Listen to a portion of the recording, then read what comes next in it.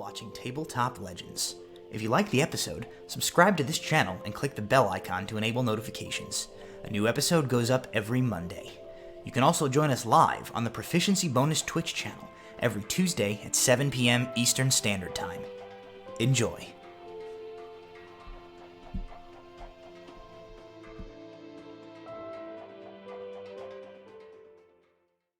Hello, welcome to Tabletop Legends. I'm your host and Dungeon Master, Matt. Thank you for joining us as myself and my friends continue our adventures playing some 5th edition Dungeons and Dragons. I certainly didn't just get into position literally 4 seconds before we went live, so I'm not frazzled at all. Happy Pride Month. Hey. Hey. I have my I forgot to D&D rainbow thing. Yes. Remind me next week. We don't have a big special event or anything, but But just fun to say. Happy Pride Month. Happy Pride Month, everyone. D&D is a hobby that can be enjoyed by all, and As it should. don't be a dick to people. Don't be an ass. Just don't be an ass. Ringing endorsement. So this is a big deal for 2 reasons. Number 1, as I believe it was Adam on our social media today mentioned, it is Taco Tuesday, which, as far as he was aware, was just a clever play on words. But Oh shit. Are we gonna fight tacos? I got some tacos. Because it is Taco Tuesday. This episode We'll not be brought to you. raffling them off. Freshness not guaranteed. Let's see. If we get 20 viewers, we'll mail a loose taco to you. Yes. Just throw it all in an envelope and send it to you. Can we sign it? Yes, we'll sign the taco. We'll all lick it and throw it in an envelope.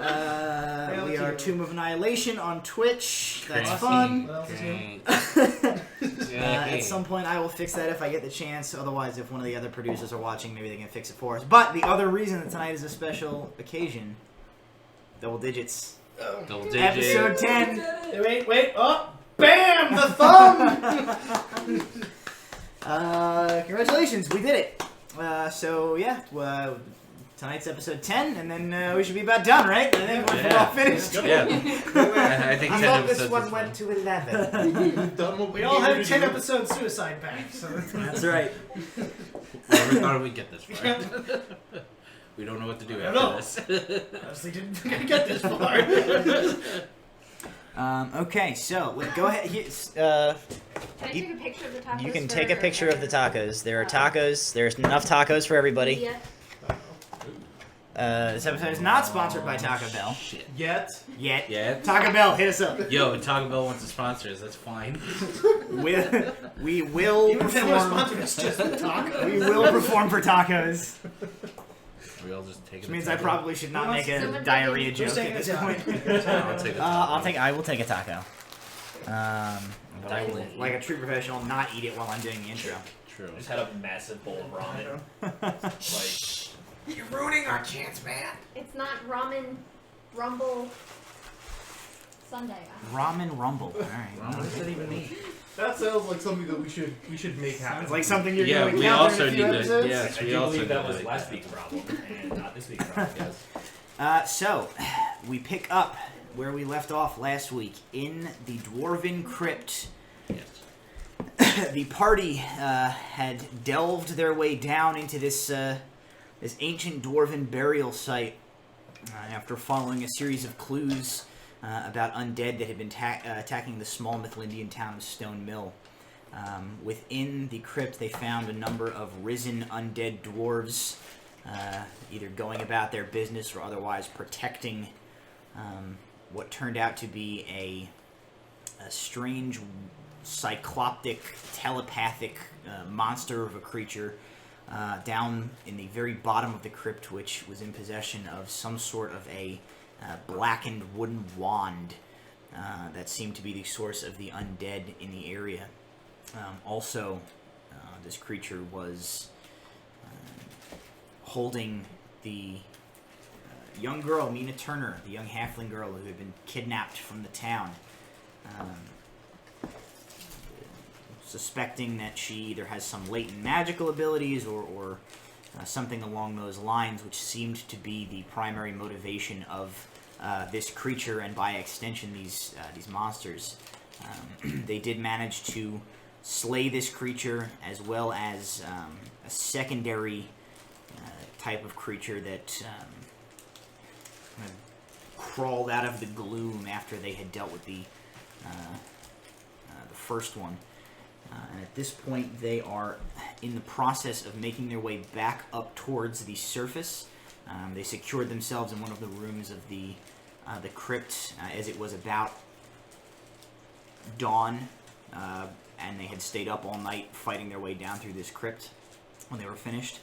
So they rested until about like supper time the following day.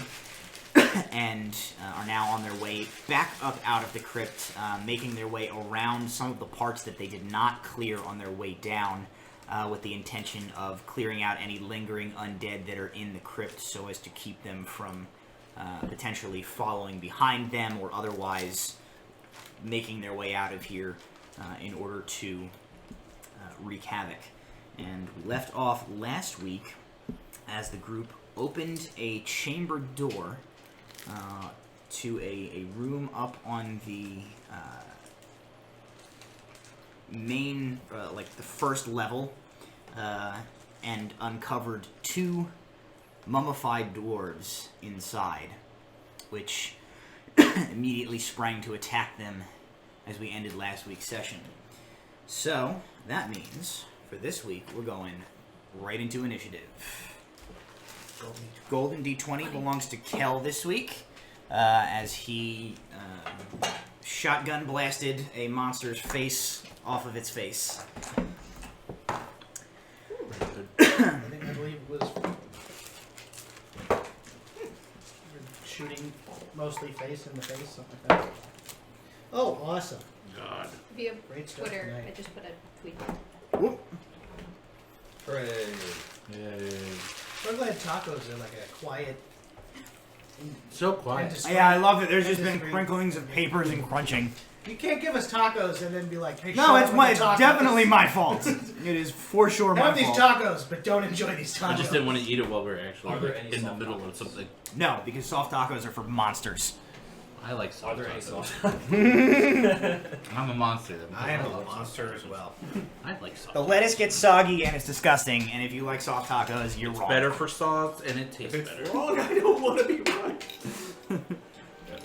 Having really divisive. I like the start smart to idea of things. you put the soft taco around the hard taco. Well, this is how So that, Tabletop like- Legends ends. Yeah, Oh, the taco the great taco debate of 2019 ends the show. This is the It second used to be Civil about War. the gaming, man. Chat, chime in with your favorite type of taco. I like the little cinnamon curly things. Well, nobody asked you. Cinnamon twist. All right, so initiative rolls. 25 to 20. 20? I was about to say, is anybody? We're doing great already. I was about to say, mine's pretty bad. Alrighty, 19 to 15. 19. Oh, wrong, I died. 14 to 10. 10. 10? 12. 12. I'm feeling it. I'm feeling Oh, like yeah. I'm the Are you? last. You feeling it? I believe you're the one that threw open the door. No, I never was. Threw up in the door? Kind of wish now. Felt that con save. That you threw up in the door? Yeah. Alrighty, 9 to 5. 9. Okay, that's not that bad. That's always gotta happen. I'm always gonna think 9 to 5. And 4 to 0. We gotta get Dolly Parton on the show. Did Keller- You're not fighting. Yeah. Oh, he's okay. not with Yeah, us. You he's know, not they're with around the corner. Yeah. Okay. Alrighty, let me just find these guys. So by the time I get there, they'll probably already be dead. Effectively a 0 for initiative. Unless I should be in initiative and just not do things, but I mean, if you want to roll Hear initiative in horrible case you screaming have down to the like hallway. take part, you certainly can. Luke rolled in a 9. 14. Okay. That's where he was gonna be like 26. Like, well, 50. I'm gonna use the golden dice for this. kind of want to see that happen. For some reason. Just spike dice. Yeah, just so I do it. Alrighty. That's Great. That's not a. Can I have a taco now? The mummies rolled taco. a 1 on initiative. Oh. Okay, so first to react is Alar.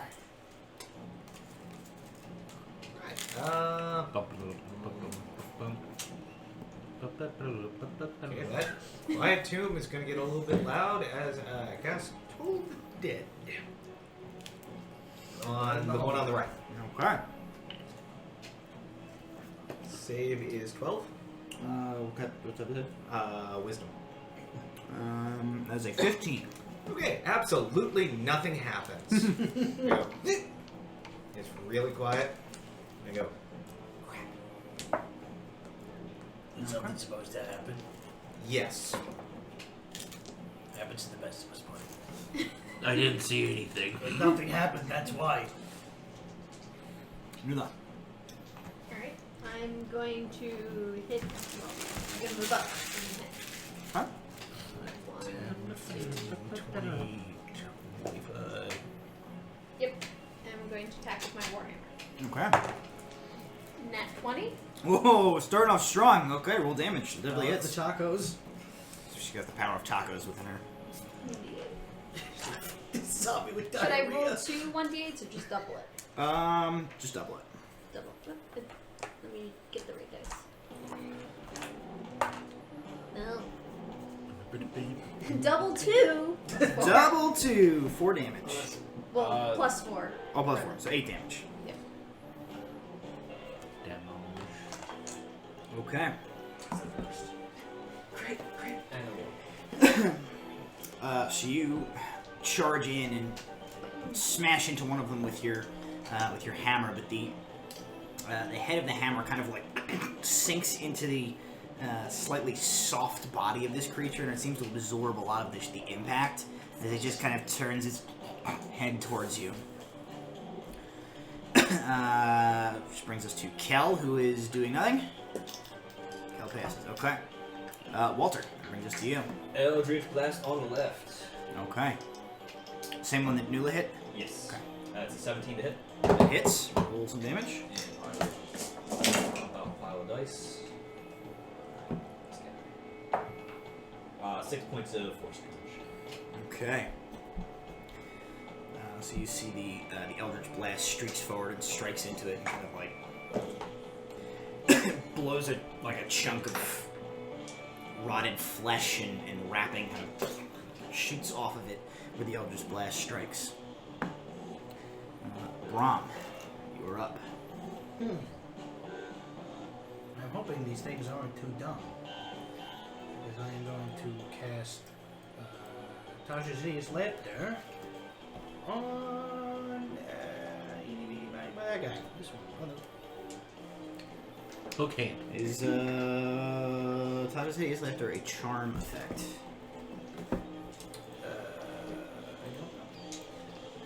I don't know. I should say for save and automatically doesn't make tell a me. save if it's immune to charm. Just says if it has an intelligence score of 4 or less, it is effective. Doesn't tell me if it's charmed or not. Does not look like it is a charm effect. It would probably say if it was. Yes, it is not a charm effect. It would either say if it has no effect if it's immune to charm, or it would say a creature is charmed and falls prone. So it doesn't. So okay. So it's got to make a wisdom saving throw. Yeah. Yes. All right, that is an 18. Was something supposed to happen? It happens in movies.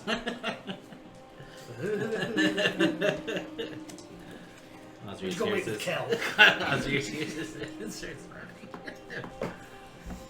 Alrighty, Osrius, you're up. Alright, well, I'm gonna come in here and just start wailing on this guy. Alright, roll the hit. Hopefully.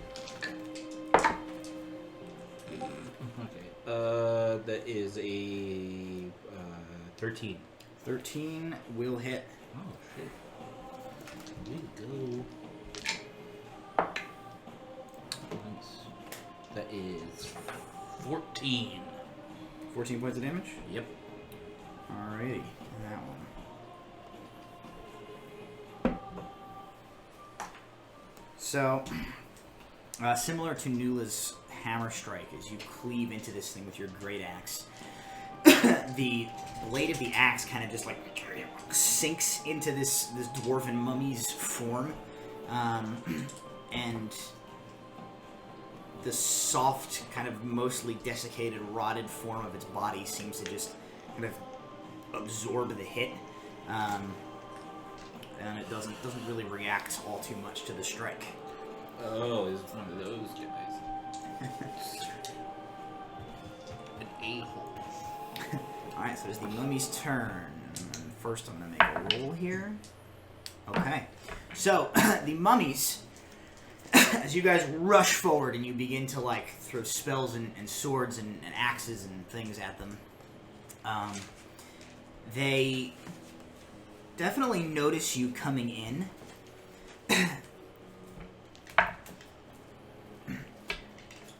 But both of them, as they, like, turn to react to Osrius and Nula, you watch as they kind of rear back, like they're going to attack you, but then they almost lose focus, and they sort of, like, start to slump a little bit before straightening back up. And that's all they do with their turn. They don't do anything else. Which brings us back to the top of the order. Alar. One on the right. Same thing, wisdom save. That is a 15. That saves. Okay. And I'm going to move up on it. Alrighty. So you cast out a magic effect, but the creature seems unaffected by your attempt to... Oh, for the God's sake! Beguile them. Nula. I'm gonna yell, is anyone doing anything with the magic stick that would make them confused? No. No.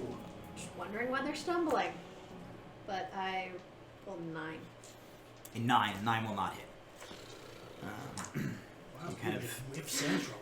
swing with your hammer as you're sort of trying to confirm with your allies what's going on, and one of the mummies shifts slightly as you turn your gaze away for a moment. So you miscalculate your swing and it goes past it.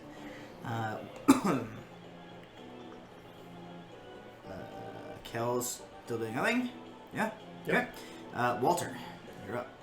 I'm going to walk up to Oz. Say, let me get that stick off here real fast. So just take the stick.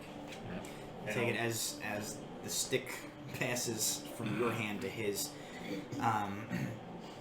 The second you let go of it and it goes into his possession, you feel like there was like a weight pressing down in your chest that you feel like barely even realized had been weighing on you. And as soon as you let go of this item, it's like you feel like you can actually get like a full lung full of air for the first time since you had held it. And you, like, when you grab onto it, like that same as everybody else has been experiencing, just like a creepy crawly sensation goes up your spine, the back of your neck.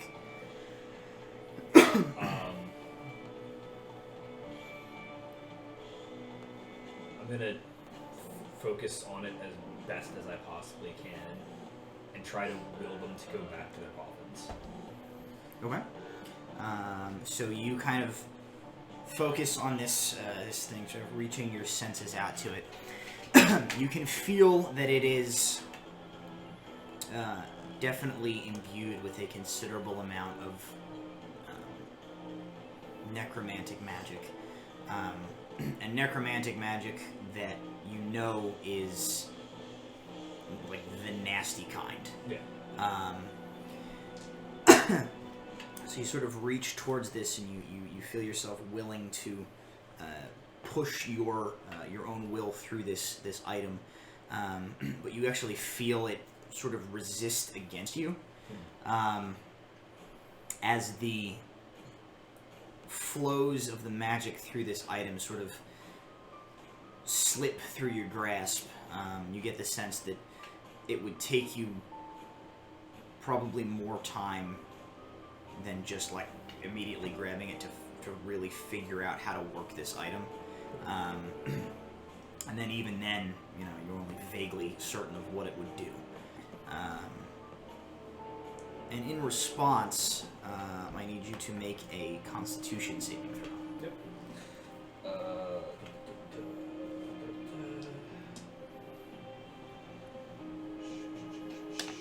Have a trait. I'm just gonna make the roll, but I think I might have one. It's an 18. So that's good enough. That succeeds. You feel like as you try to force your will onto this device, this magic item, and it like pushes back against you, you get dizzy for a second, and you like almost, you just feel like bile rises, and you almost throw up just from this wave of nausea that passes through you. You kind of manage to fight it down. Anything else with your turn? That would be considered your action. Yeah, no, I figured that would be an action. No, I'm just gonna hold on to that for a second and then maybe look at it a bit and try to watch the rest of the people. Okay. Alrighty. That brings us to Bram. Okay. And is this, which square is this guy? The one forward, yeah. Okay, so he is. Okay. Yep. So I'm gonna take a stab at him. Alright, roll the hit.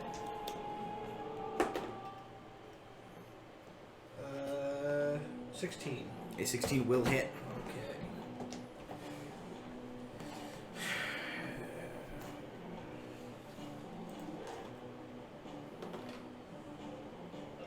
So that's 6 regular damage, but I'm going to use Psychic Blades Okay. at first level, or second level, which is...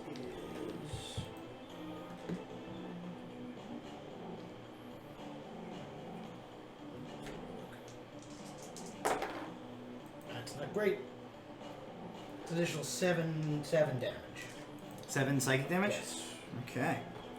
So the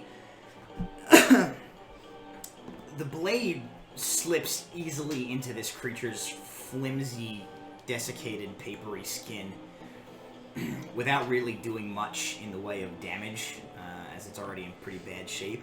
But as you force the psychic energy down through your arm into the sword, and there's like kind of like a energy that shoots out of the sword, you see bits and pieces of rotted flesh and wrapping like kind of burst off of it a little bit as it staggers slightly. Osrius, this is to you. Alright. Raging. So, Alright. I'm going to lightning that guy in front of me. Alrighty. DC 13. He dexterity, right? Yep. He fails his dex save, so it's like full damage. Takes 5. 5 points of lightning damage. The axe will definitely hit for like 23. Definitely hits. And then that will be 10 damage. 10 slashing damage. Okay. So once again, the axe not proving as effective against the sort of spongy nature of this creature, but the lightning damage definitely like sizzles up its body. Okay. Mummy's turn. Okay. This turn. The mummies, as you watch this battle continue to unfold, their motions are kind of jerky and a lot less smooth and fluid than the first one of these you fought was. For a moment, you think they're going to sort of bypass their turn again, but at the last moment, the one closer, the one there, basically just takes like a clumsy club towards Bram, who's like got his sword in it. That's going to be a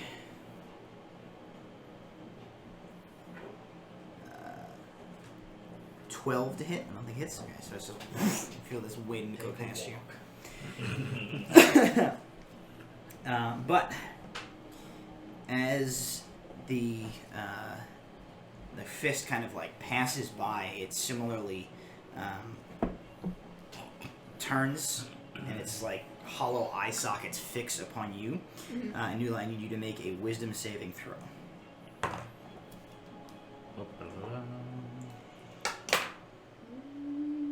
16. Okay, so that is enough. So you, as you meet this thing's gaze, you're kind of drawn into it, and you feel like a tremor in the pit of your stomach sort of wells up. And you threaten to kind of become paralyzed with just the horror of what these creatures are. But you manage to steel your resolve against this effect as it looks at you. The other one is going to do the same thing, taking a swing at Alar and cast the gaze at you. Oops. So against Alar, that is also a 12. So I think that Clean miss. misses. That just whiffs a hand at you, and your wisdom save is 2. So Great. That'll do it. this thing like turns its head up to look in your direction, and you just feel yourself gripped by this primal kind of base lizard brain fear that you can't shake. So you are frightened until the end of its next turn, and you are also paralyzed. So I can't move though. you can do nothing. Yeah. So frightened, I would have to move away from it. Frightened means you have disadvantage on attacks against I it, can't move towards it. and you cannot willingly move towards it. Paralyzed means you are incapacitated. You can't move. You can't speak. You automatically fail like Saves. dex and saves and Yeah. stuff. Attacks against you have advantage. So basically, you're just locked in place as this thing glares at you. So we'll just. This. You guys kind of hear this loud, like, "Kung," as Osiris's, the blade of Osiris's battle axe, like, comes down to the ground as his arms sort of fall limp to the sides, and you see him just sort of, like, staring horrified at this creator as it... Great! The big guy's pooped himself. Lock and mummy eyes. Draconic cursing. Top of the order, Alar.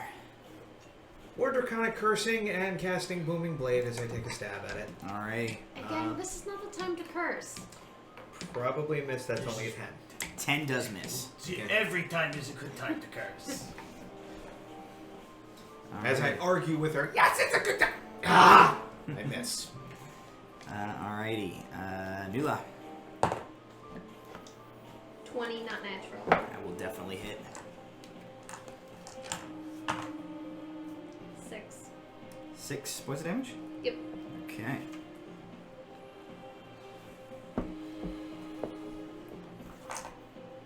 That's once again, you just continue to like. It's like hitting a mostly rotten melon. It's So just is it like just mashed dent- potatoes? You're like mushing it in as you hit it, but it doesn't seem to be doing like appreciable, like significant damage as if you were to club something that had like a fully. Can I get the solid hand form. blender? And Ugh. It's like when you punch SpongeBob and just like... It's similar. Alrighty. Anything with your turn, Kel? Nope. Okay. Walter. I'm gonna rage. No. I'm gonna Eldritch Blast the one on the other side. Okay.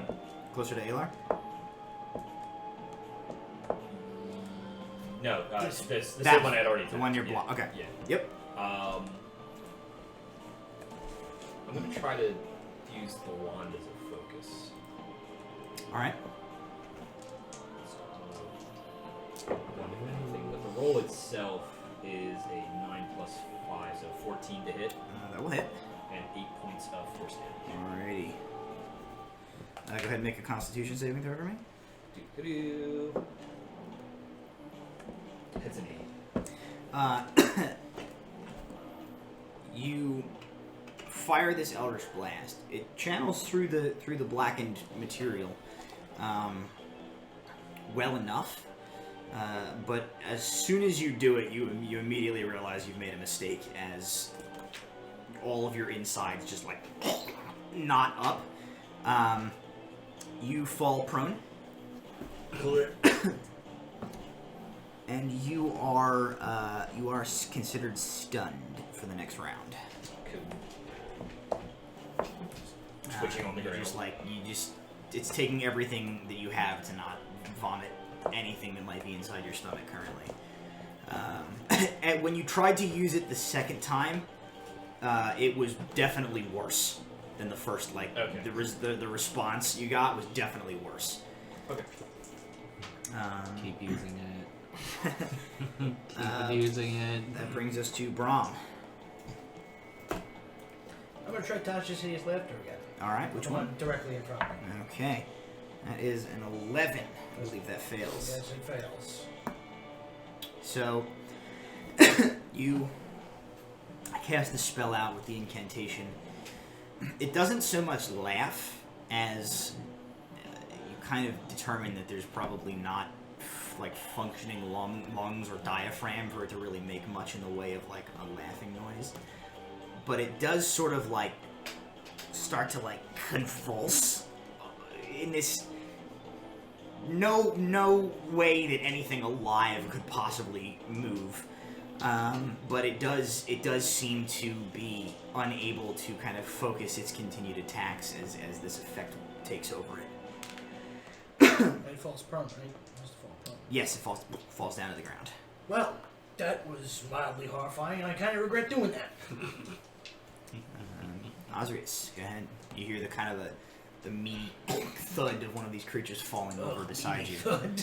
A meaty thud. So you are still incapacitated. Paralyzed. Yes. Paralyzed, incapacitated. So yeah, okay. So you actually can't. I can't do anything. Can you do a bonus action? No, you can do nothing. So you kind of. Any kind of saves at the end of this turn? Or? No, this effect just ends after the mummy's turns. This round. Okay. Yeah. Okay. And it is the mummy's turns. So, okay, and that one. Alrighty, so they both did that, and this one is gonna make its save against your jibby job, which is a 10. So I believe that does not beat its save. So that one continues to like on the ground, and then this one. Ew. Tasha's Hideous, oh no. I think that one has a problem. Mistakes were made. This might be the first time that hideous has been inappropriate. Yeah. Yes. Yeah, true. Tasha's Hideous. So this one is going to take an attack against Osrius, because he is paralyzed. So with advantage, that's going to be an... that's a 23 to hit. No, not at all. Because you are paralyzed as an auto crit. Oh, I should. So you are going to take... It's okay. Hindsight 2020. you are no longer raging since you passed your last turn there. So you're going to take full damage on this. You take 10 bludgeoning damage. And an additional 13 necrotic damage. And I need you to make a Constitution saving throw.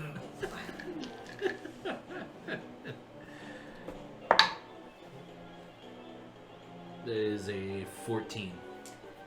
Okay, so as this thing just reels back and punches straight out and like slightly upward and just punches you right in the solar plexus, just like right in your gut. Soul. And you feel the impact of the fist, this like cold and itchy, creepy, crawly sensation begins to spread out from where it strikes you. But it doesn't seem to spread any further than like the immediate area right around its fist. Your kind of thick, stony Goliath hide seems to halt a lot of the progress of whatever this thing just tried to infect you with. And it is going to then turn its gaze towards Alar. And the DC is an 11 for a wisdom save. 20. Okay. So it you see this thing's hand disappears almost up to the wrist into Osrius's gut. And then it just turns its head towards you. I scream at it. You are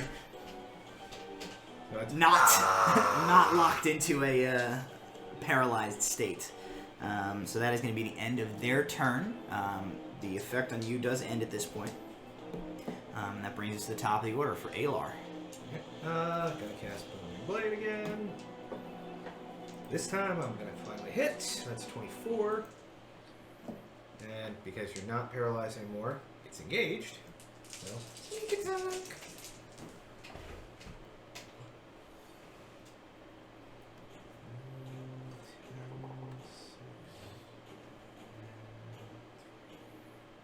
$19 points of piercing damage. Alrighty. And if it moves, bad things will happen to it. Alrighty. Nula. I'm going to use my smite. Okay. Smite? I'm waiting to see if you hit. Oh. Oh, wait, is this it? You're attacking the ones on the ground there? You have advantage. I'm gonna actually attack Oh, okay. that one. 11. 11 will hit. Okay. Where's the... So it's the 1d8 for that, plus 2d8, so 3, plus 1 for every spell level higher than first. And then it's undead. Plus undead. So Yeah, that so when you is- tell me the damage, give me the So roll- bludgeoning, and then tell me all the Roll radiant your separate. normal damage first. That's 6 normal damage. 6 bludgeoning, okay. How much radiant damage do you Now roll 4,000 d6s for your radiant damage. Were they do? D8s? D8s. I think D8s it's, rather. I think it's Great. 40, I think it's a 40. There you go. Is it 4d8? Should be I think 2d so. 2d8 for the smite, plus an additional 2d8 because it's undead. undead. I think that's correct.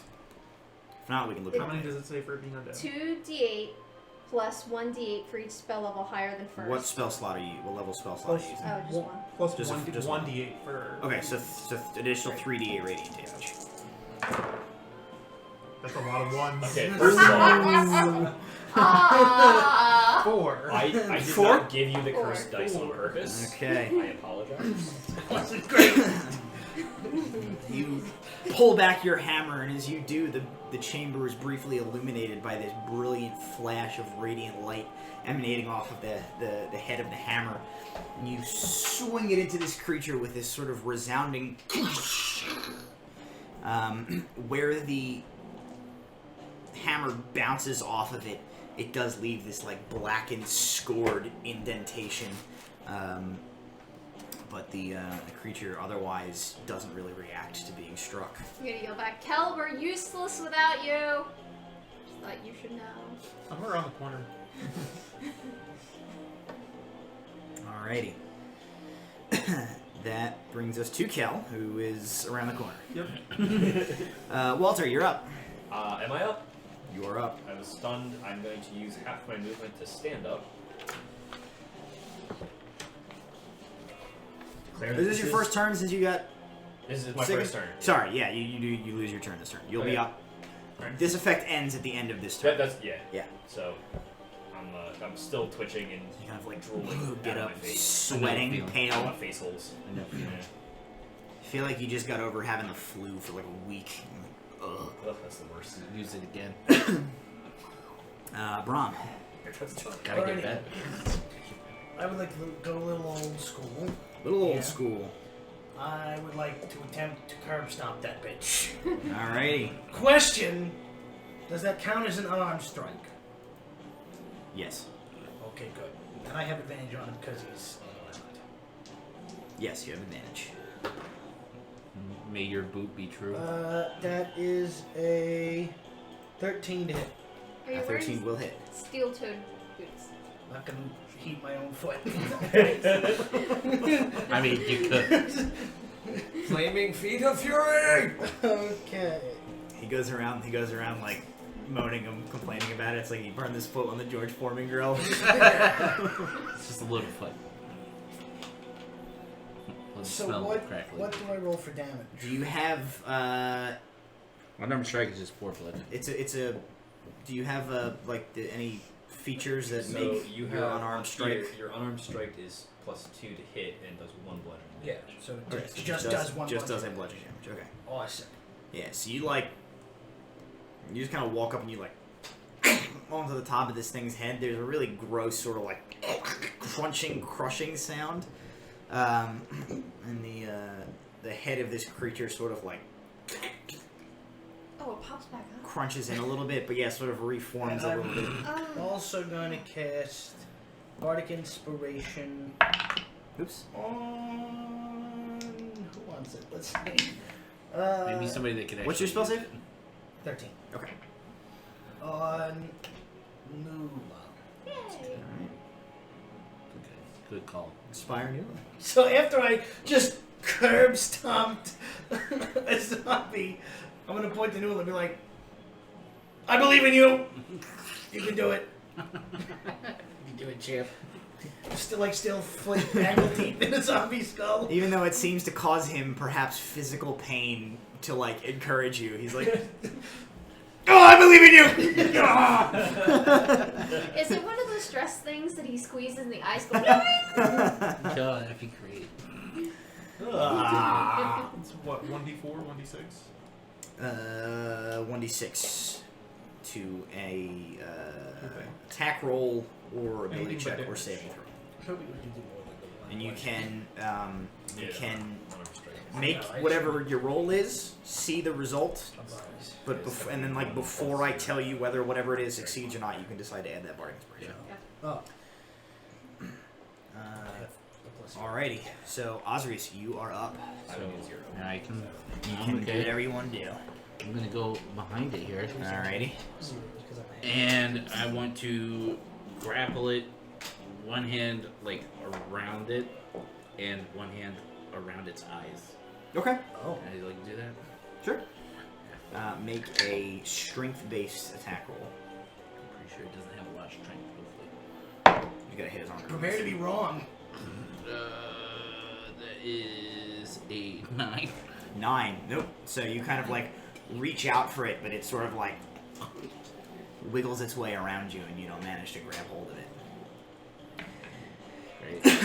Okay. So it's their turn. So after Bram, after you had stomped into this thing, you see it immediately stops the sort of convulsions it had been doing from your spell, and you feel the magic, the link breaks to this spell as it ends on that creature. Okay, and then the other one. Okay. The one on the ground stops moving, begins to push itself up, and one mummified clawed dwarven hand starts to reach towards you. But as it gets about halfway up, it kind of it falls back down as if it had passed out, and it just sprawls on the ground. The other one, as it's in the process of basically batting its way free of Osrius, who's trying to grab it, ends up in mid sprawl and lunge, just sort of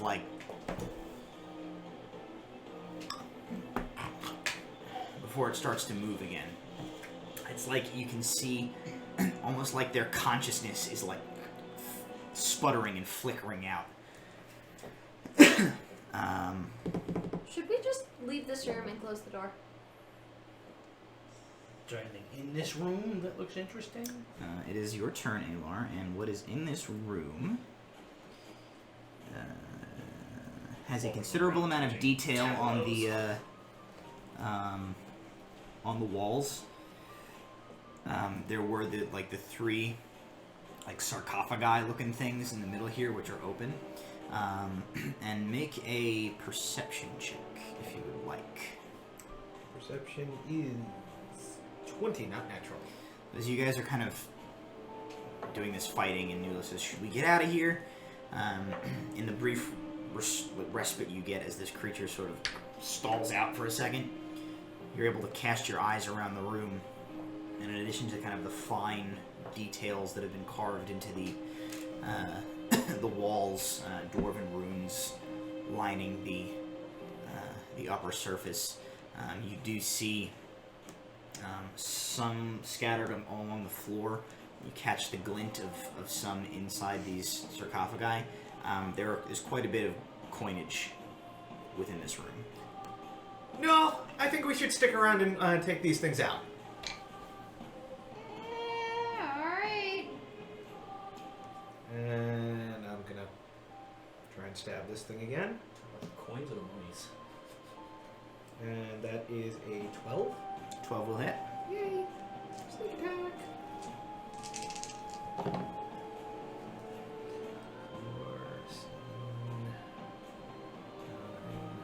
9, 11, 14 points of piercing damage. Alrighty. You basically stick into this thing, and as you like pull the rapier back out, it catches on something inside this creature, and like a big portion of its torso just like rips free and clatters to the ground. It's still on its feet, but it's practically coming apart in front of your eyes as you watch. Ah! I offered to leave. Nula, it is your turn. Alright, I'm going to continue hitting this one. Okay, roll a hit. 21. That will definitely hit. There you go. Just the 8 damage. 8 points of damage. Okay. Oops. I accidentally took 88 points of damage off of his life. That's okay. I was like, oh, it's like That's negative. That's alright. Negative what? What is it? A lot. It was negative a lot. Undead, you revived it back to its normal. Okay. So you basically like follow up on Alar's strike, clanging into this thing's sternum with your hammer. Another huge chunk just like caves in, and you hear like the kind of patter of pieces of its own chest like falling inside itself. Oh, that's disgusting. I know, right? And so Kel from out in the hallway, you're kind of distracting Mina, and you just hear like smashing noises and like and your party members like oh. I'll take another couple steps down the hall.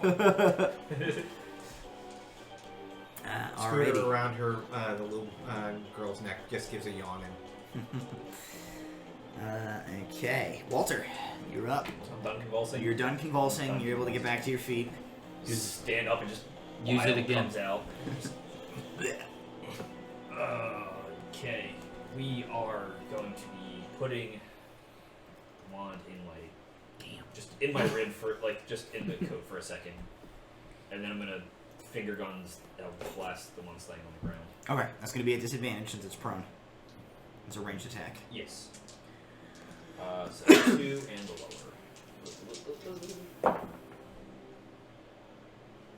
The lower of the 2 is a 16 to hit. It will still hit. It does 1 point of force damage. Yay! All right. Nice jail. Thanks, Jim. Okay. Walter has no mercy for dice that fail him. I have enough.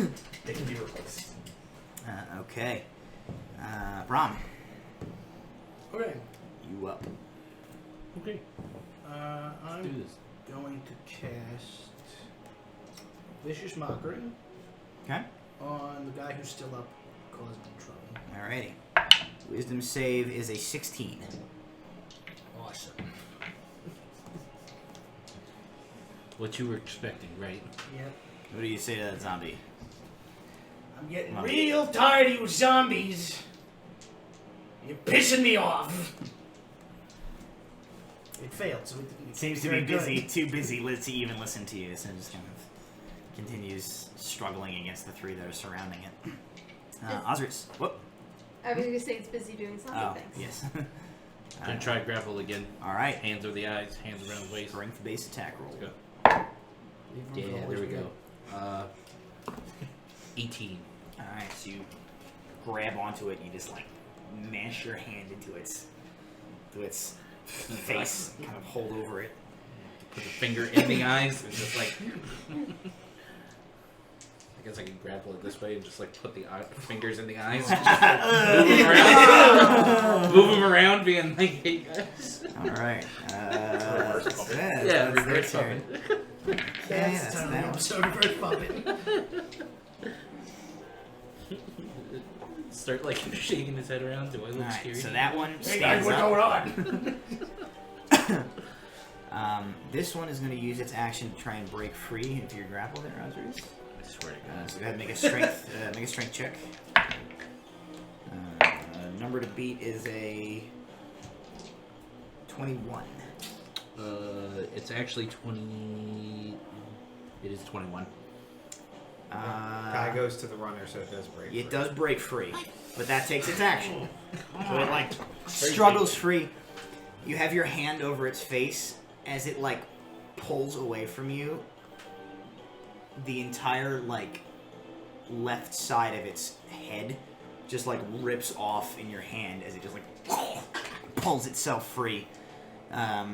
Takes like one step out of your grasp, and you're left just holding like almost like a bowl. This is no time for souvenirs. I didn't think you could make it worse. The other You one, made it worse. the other one that stood up is going to I'm trying. I'm trying. cast its gaze at you, Bram. So I need you to make a wisdom saving throw. It sucks. Don't look at it. That's a 5. All right, so you, like Osiris, are frightened and paralyzed, which is all the worse because as you like glare at this thing glares at you, and you like feel yourself lock up in terror, you're just like internally screaming and can't bring yourself to do anything as it reaches back a fist and just hauls off in your direction. So it's going to make an attack roll against you. Are you in 5 feet of him? You are not. No. No? It's catty corner. No, they're... Kinda. Yeah. We're diagonally 5 feet. Sure. Okay. So that'll make it a normal attack roll. You're welcome. It still crits. So Bring us tacos and then you crit us. This is your last meal. meal. Giveth the This DM is take like- it away. You're giving us such mixed signals. This is 2 zombies at a time. Yeah, I was about to say it's two. This is gonna be. Mummies. This is gonna be real bad. Imminent mummies. You All can right. kill us. They about straight out killed me, so good luck with that. I'm half health right now. What's your HP? I don't know. 31. They did 23. They're gonna like Doctor Strange punch the soul out of You me. take 21 bludgeoning Oh damage. boy. Oh god. Are you down? No, I'm at 10. He hasn't taken necrotic yet. Oh. Oh! Let me,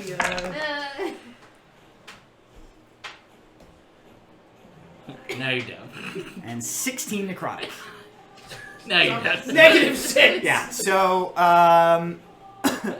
Jesus. It doesn't kill you outright. You're just taking a dirt nap. Okay. Get up, It champ. didn't do more The damage last than thing your you think is- maximum HP. So that's why Alar went down with one punch. I need you to make a Constitution saving throw. You get +2. You got this, tiger. That's a 1. That makes it a 3, but it's a 1. Oh, no. Jesus. No. Yeah, no, it's a 1, not a 7. All right. We'll come back to that. Oh, great. We need to Come back to my imminent death.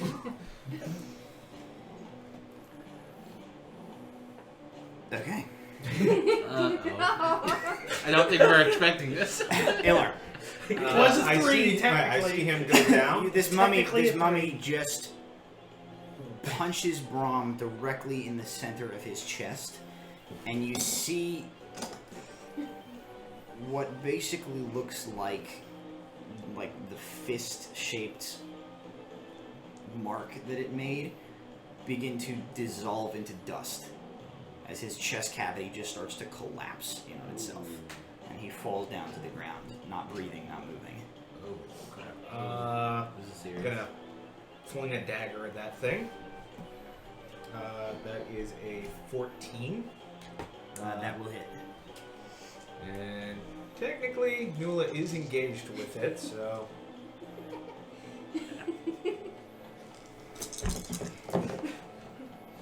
let's see. I don't think 4, this is good. 10, 12, 15 points of piercing damage. And he's going to move to engage it. Okay. Cal, get in here!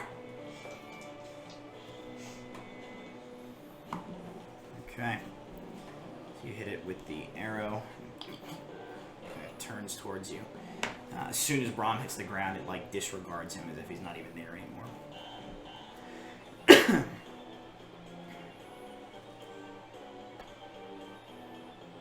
Nula. I'm going to walk over. I probably take an attack of opportunity, don't I? You will. That's going to be a 20 to hit. Yep. Okay, so that's going to be...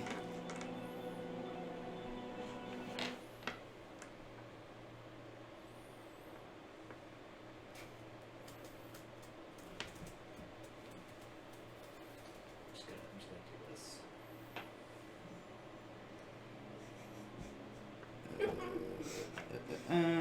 Sorry, give me a second. I lost my thing here. There it is. 9 bludgeoning damage. Okie dokie. Okie dokie. 8 necrotic damage. Okay. And I need you to make a Constitution saving throw. We need to leave. 21. Okay. Shit just got serious. We need to I'm leave. going to lay on hands for All of it. 5 points. All right. You place your hands onto Bram's chest, which, as you look, you can like see into it. It's rapidly like crumbling away, and the flare of holy energy rushes out of you, and you think this sort of crumbling might start to slow a little bit, but that's about all that you think happens as he continues to lay there. No signs of life in him whatsoever. Now is the time for draconic cursing. You think?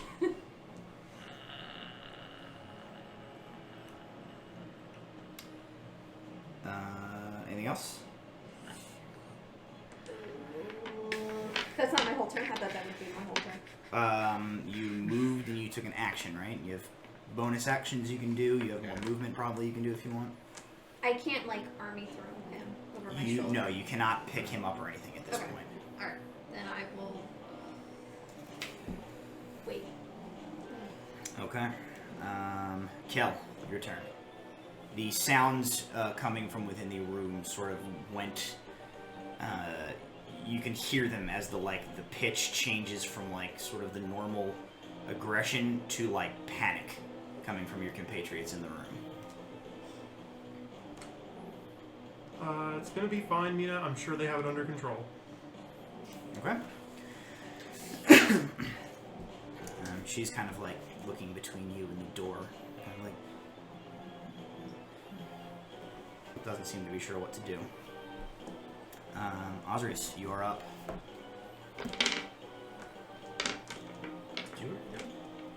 I did not. Oh, Should've sorry, been before. Walter. Yeah, Yeah. Walter. I'm going to.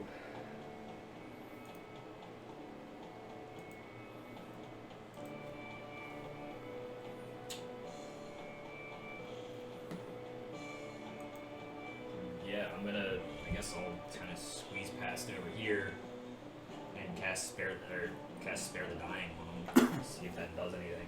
Alright. Stabilizes him if he's able to be stabilized, but it doesn't heal too positive. It Cast just cast stabilizes. this magic over him, and as you kind of look, it seems to have no effect. Oh. Alright, so that's Walter's turn. Okay, Bram, skip you. Osrius, you're up. Alright, I want to pick this mummy up and throw it at this mummy. Okay. Make a strength based attack. The 13. Yep. Now, roll a dexterity check for me.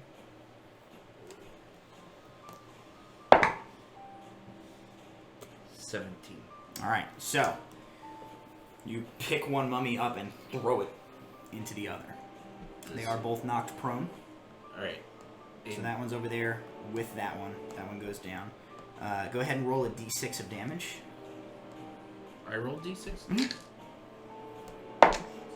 6. Okay. And I'm gonna tell you, grab Bram, get out of here. I got this. Go. That's it. Oh, actually, I can move too, so. Right? I can still move. You can move. Yeah. So I'll be over here on top of these guys. Like, go! Get! All right. Mummies. Oh, yeah, they can get up. Yeah, but And they both do get up. They get up. fine. They both turn towards you Come at me. as they did before, and you can, like, in the back of your head, you can feel them try to, like, do that whatever they do to you, but unlike the first time, now that you've, like, been through it and come out the other side, you feel like stronger than it. You can shake it off. But they do both still take a swing at you. And that is a 7 and a 6, which I believe is a 12 and an 11. So I believe both of those miss, right? Yes. So 2 whiffs. This wasn't for nothing. Alrighty. Aylar. One hand I shove the last potion into Newland's hand. Get him out. Get the kid out. Get out. And I'm gonna stab I think a stab at the one in front of me and cast Booming Blade. And that is an 11. That will hit. Yes. One there. Okay. Disengaged. 12, 17, 19, 22 points of piercing damage. Right, so you basically thrust your rapier into the back of this thing as it's faced with Bram, and then turn the hilt this way to pull the sword straight up, and then just rip backwards, and the entire back just rips open, and the mummy crumbles to the ground. Is it this one? unmoving. Yes. I'm going to move up to engage the other one.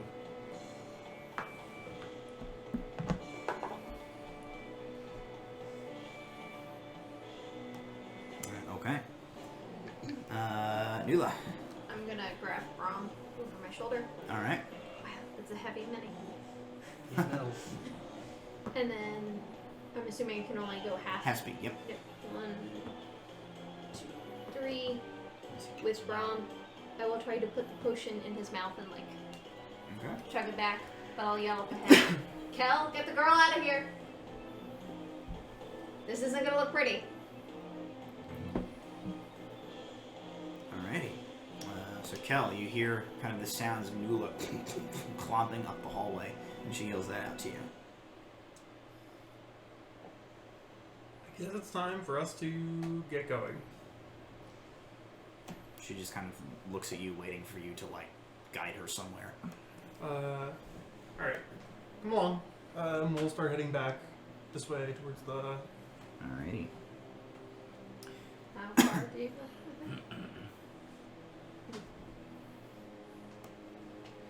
So basically, from where you are, it's like it leads up about another 30 feet and like curves, and with your movement, you can get like about to the curve. Yep. And you see what you are pretty sure there's a small staircase that leads up a little bit, and you see another closed chamber door, and then in front of you, leading 60 or so feet down, you are fairly certain is the hallway. Where when you first came in here and you had to choose which way you were going to go, you were at the other end of the hallway the way you didn't go. So, Yep. like, straight that way is the exit, basically. Alrighty. So, that brings us to Walter. Can't have him run him down. I'm gonna Eldritch Blast the one on the left, or the one that's left. Alright. Says We'll hit. 24 to hit. Definitely hits. 7 points of force damage. Alrighty. Kind of like blows part of its front off, but it's still on its feet. Alright. Bram.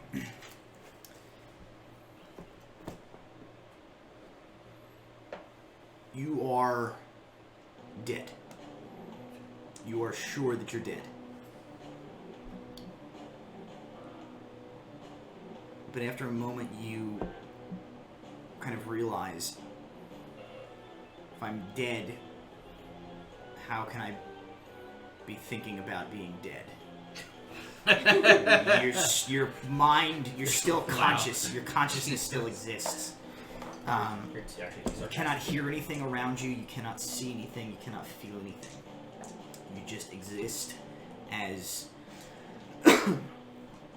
a sort of floating entity of your own existence, free of any mortal shell. What you can feel, or sense rather, is what you first mistake to be the sound of the ocean.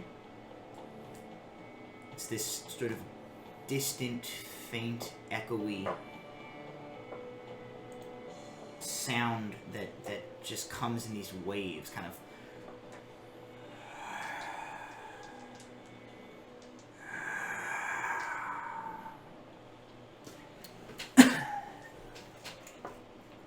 And that's what you experience this round. Osiris, you're up. Going to Great X. It's in front of me. There is 22. 22? Yep. That would definitely hit. And that is 14. Okay. That does a significant chunk of damage. Are you raging still? No. No, you're not raging. Since it ended it. Okay, I just didn't know if you were. Alrighty. So you wail into it with your great axe. And folds over the blade of the axe before straightening up, and there's the sound as it hefts itself off the blade a little bit. It is that guy's turn.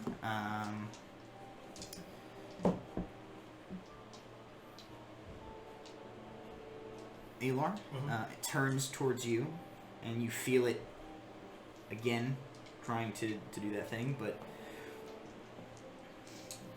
you know you can beat it now, and it doesn't seem to be able to get a grip on your mind the way it was trying to.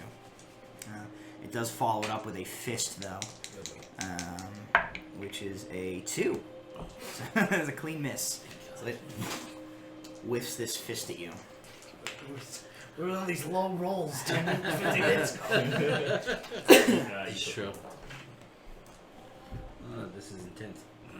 I take that my half step back to get out of its fist, and I just basically ram into it and try and run it through with my rapier. And that's a 16. That will definitely hit.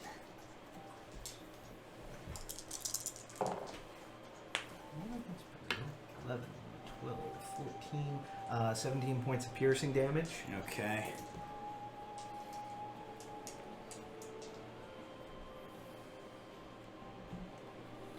Alrighty. It's starting to look real rough as you start to, basically as axes and things are going into it, pieces are starting to crumble off of it, starting to break apart, much like the other one had. Nula. I'm going to continue going this way. 1, 2, 3. Okay. With Bram. Do I notice any difference with Bram with the potion? He still is not breathing. As you have him like over your shoulder, right? You can't really see the wound in his chest at this point, but you don't feel like he's breathing at all. Alrighty. Where am I in the initiative here? Kel. We're gonna keep Continuing heading out? towards the exit. Alright, so you managed to get basically to the far end of the hall. You are now standing at that first fork that you guys came to, where to your left leads down the way you went when you first came in. To your right is the curving piece of hallway that you know leads to the stairway up and out into the Harpy's nest on the outside. Alrighty. Walter. Finger gun right at its stupid face. All right, and go ahead. it's blast it. 9. No, 9 will not hit. It's your moment to shine. The nerves are starting to get to you as you're not sure what the fate of Bram is at this point. I'm going to go 1, 2, 3, 4, 5. Just frantically moving to the back end of the thing, trying to get a view of what else is in the room. Okay. Bram.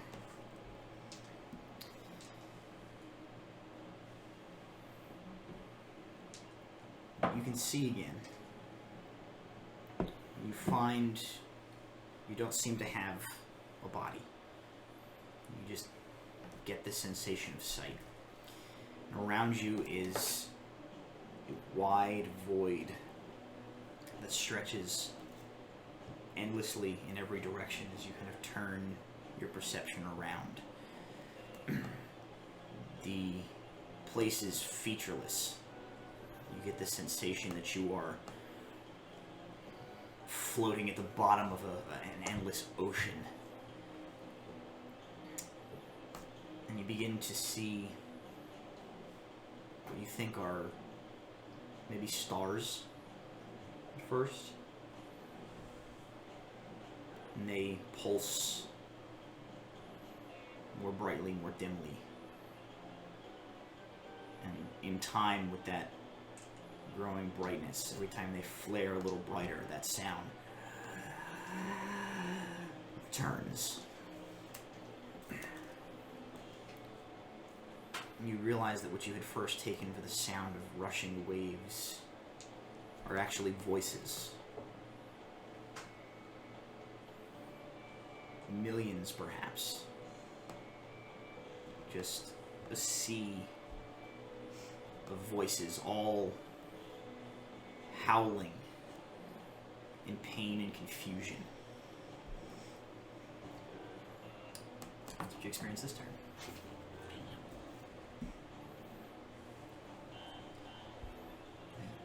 Osiris, you're up. Just try to great exit again. Alright.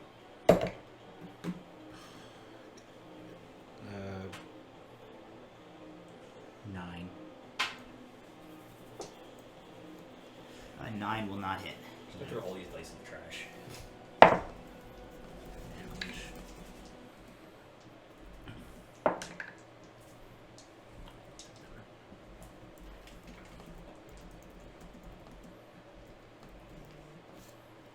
Alrighty.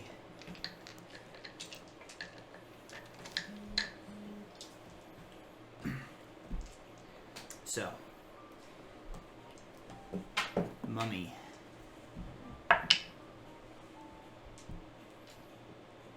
Pulls back a fist. Ragdolls to the ground. Goes still for kind of a moment, and then you see it like start to move again. Is it actually like on the ground prone now? It felt Okay. down. And that wastes its entire turn doing that. Okay. Okay. So Alar, that is your turn. It's prone, so advantage. Yep. Wish it was prone on my turn. Yeah, it doesn't matter. Either one of them hit. Okay. Oh, that's good. 18, 20, 23 points of piercing damage.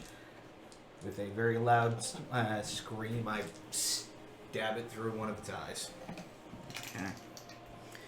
And the blade goes down into the skull, and you hear the of it hitting the stone floor below.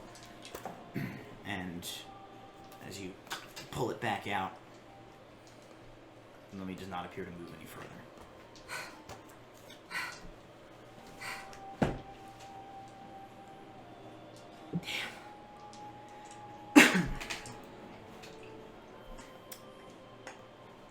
The chamber goes quiet. Bram.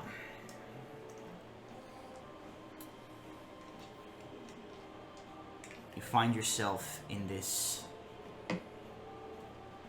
whatever this place is.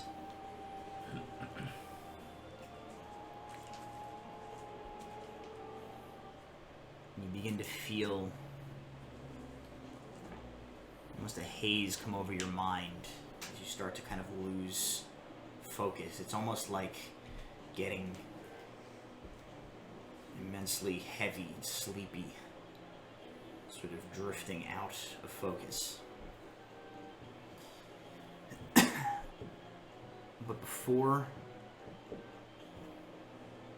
you give in to oblivion, you feel a warm sensation kind of flood your sense of self, even without a body. And you look at what you gauge to be up, even though there's really no sense of up or down or direction in this place. And you look, and as if from a great distance, far, far away, weakly shining down on you, you feel this light. And you look and you see something that your mind can't process. First, it looks like it might be a figure, a humanoid figure, but it's impossible in its appearance. The last thing you can remember before everything goes dark, as your mind settles on the image of a silhouetted mountain peak with a luminescent emerald, backlit by some sort of a divine light. As this happens, Nula, as you're setting him down, you've poured your healing magic into him, you've poured a healing spell down his throat. Walter has put this magic on him. You watch as this crumbling of his chest stops and seems to reconstitute itself.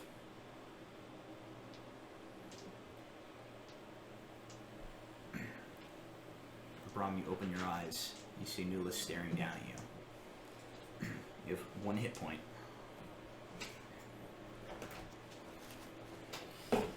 And you feel that sensation receding away. This, whatever this was that had watched over you, retreats, pulls back as if it can no longer maintain its connection over you. And then it's gone. But you are, as far as you can tell, alive.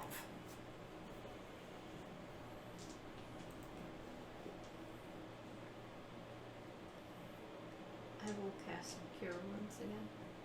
Okay.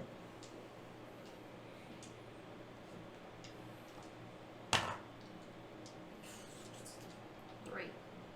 Alright. Feel as if maybe a drop of relief has been added. The ocean of just agony that your body is under. Every nerve in your body hurts. We seriously thought you were a goner. How are you feeling?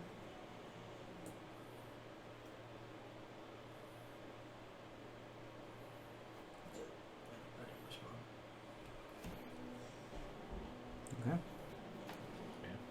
I will go back in the room. You guys ready to go? Think we need to get out of here. You run into ALR. He's at the door. Is he? He's alright, not fantastic mentally, probably, but He's alive? he's alive. I don't know how. Let's gather and go before we run into more of whatever that was. All right. Take the coin. Bulger. Everyone else, take the coin. Yes. Let's go. Straight So- stashing. Quick investigation roll. It's all over the floor, right? 18. Scattered around, Yeah. yeah. It seems like there had been coin put into the sarcophagi with these individuals, whoever they had been. So some of it that was like scattered out across the floor came out when they like busted their way out. The rest was in there. So you guys spend kind of a few minutes quickly gathering up what you can. The coin is old dwarven coin, but looks to be about 150 gold pieces worth of Hey. coinage that you That's gather good. up. All right. That'll work. Alright. I will help Bram walk out. Okay. Yeah. After gathering up the coin, one very quick look at the tableaus, and head out of the room at a fast pace, catching up to Newell and Bram. He's going to throw his other arm under his shoulder and help Newell get him out. The moment that thing dropped to the ground, Walter would have immediately searched for anything of healing look. But once he was healed, I'm going to drag the bodies of the mummies back and try to shove them into a sarcophagus. Okay. And then I'll put 2 coins on each of their eyes, and then leave the shit. And then Easy enough. You put them. I probably don't have the strength to like reinter them. The completely. like the stone lids are cracked from when they were shoved off, but you're able to put the bodies back to rest at least. Immediately after that, if there's, I guess everybody's booking it, so I'll try to. Should I roll percentile for like how much of the tableaus I can? Just In quickly here, there's memorize? not really. It's not tableaus the way the other ones were. In here, there's just it's like ornate carvings of like just sort of scenery, along with runage along the top. Do you read Dwarven? I believe yes. That would have been one of the trade routes through. Okay. the company. Yeah, so it's an old dialect of Dwarven. It is just it's basically just a prayer of like a prayer of rest, like a funeral prayer for the departed. Whoever these were you gather important figures in this community that they deserve sort of a place of honor. Yeah, I'm not personally taking any of the gold out of this room. But, after I drop them in and read the runes, I'll just get out and close the door behind me. Okay. So, as they're Yeah, kind of you got going it. about their business in here, Kel, you get up to the harpy nest. See, there is couple of hours of daylight left outside. It looks like you can see through the entrance to the cave. As you get up there with Mina, she kind of is looking back, and you had to, the last couple of steps to get out of this, you had to sort of keep like ushering her along as she kept looking back, and she's kind of, what about the others? Are they coming? We're gonna give them a couple minutes to catch up here. We just want to make sure that nothing bad's gonna happen to you. Okay. I hope they hurry. We should go home. We are absolutely going to take you home. I'm sure they're doing just fine. Okay. And you spend another kind of few minutes just sort of sitting with her and distracting her and reassuring her as you can. And a few minutes go by, and the others begin to kind of one by one make their way up out of that tunnel that Walter had widened for them. Osiris and Nula and Bram taking a little longer as the three of them like have to kind of squeeze, plus Bram is needing to be helped a little bit. But eventually everybody gets up. Walter comes out 30 or 40 seconds behind the rest of the group. And you are all once more in that... I should turn off the battle music. As soon as we're clear, I'm going to cast Molten Earth and try to collapse the entrance. Okay. With probably not the stone that it's made of, but whatever's above it. Okay. It takes you a little bit, as you have to do it in like several waves. But eventually you manage to like narrow the entrance down until it's almost nothing more than like a small little crevice. It's basically gone. Well, that was horrifying. Shh.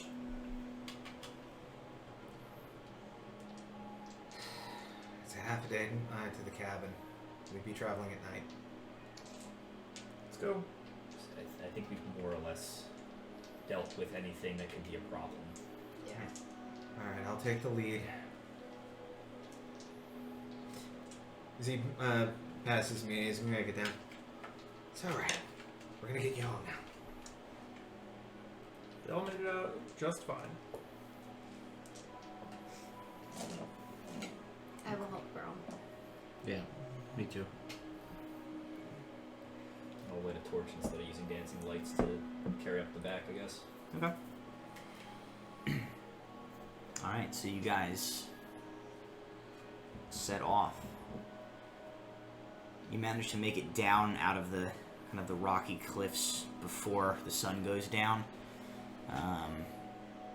Getting sort of the most precarious part of your trip down this slope out of the way while there's still light. And you manage to travel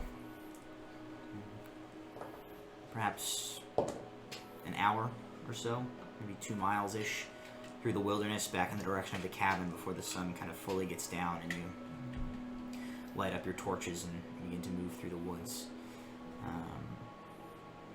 The journey takes you a little less time than the trip out did, as you sort of have been through this area and know your way a little bit, as before you were kind of picking your way through and trying to find your destination.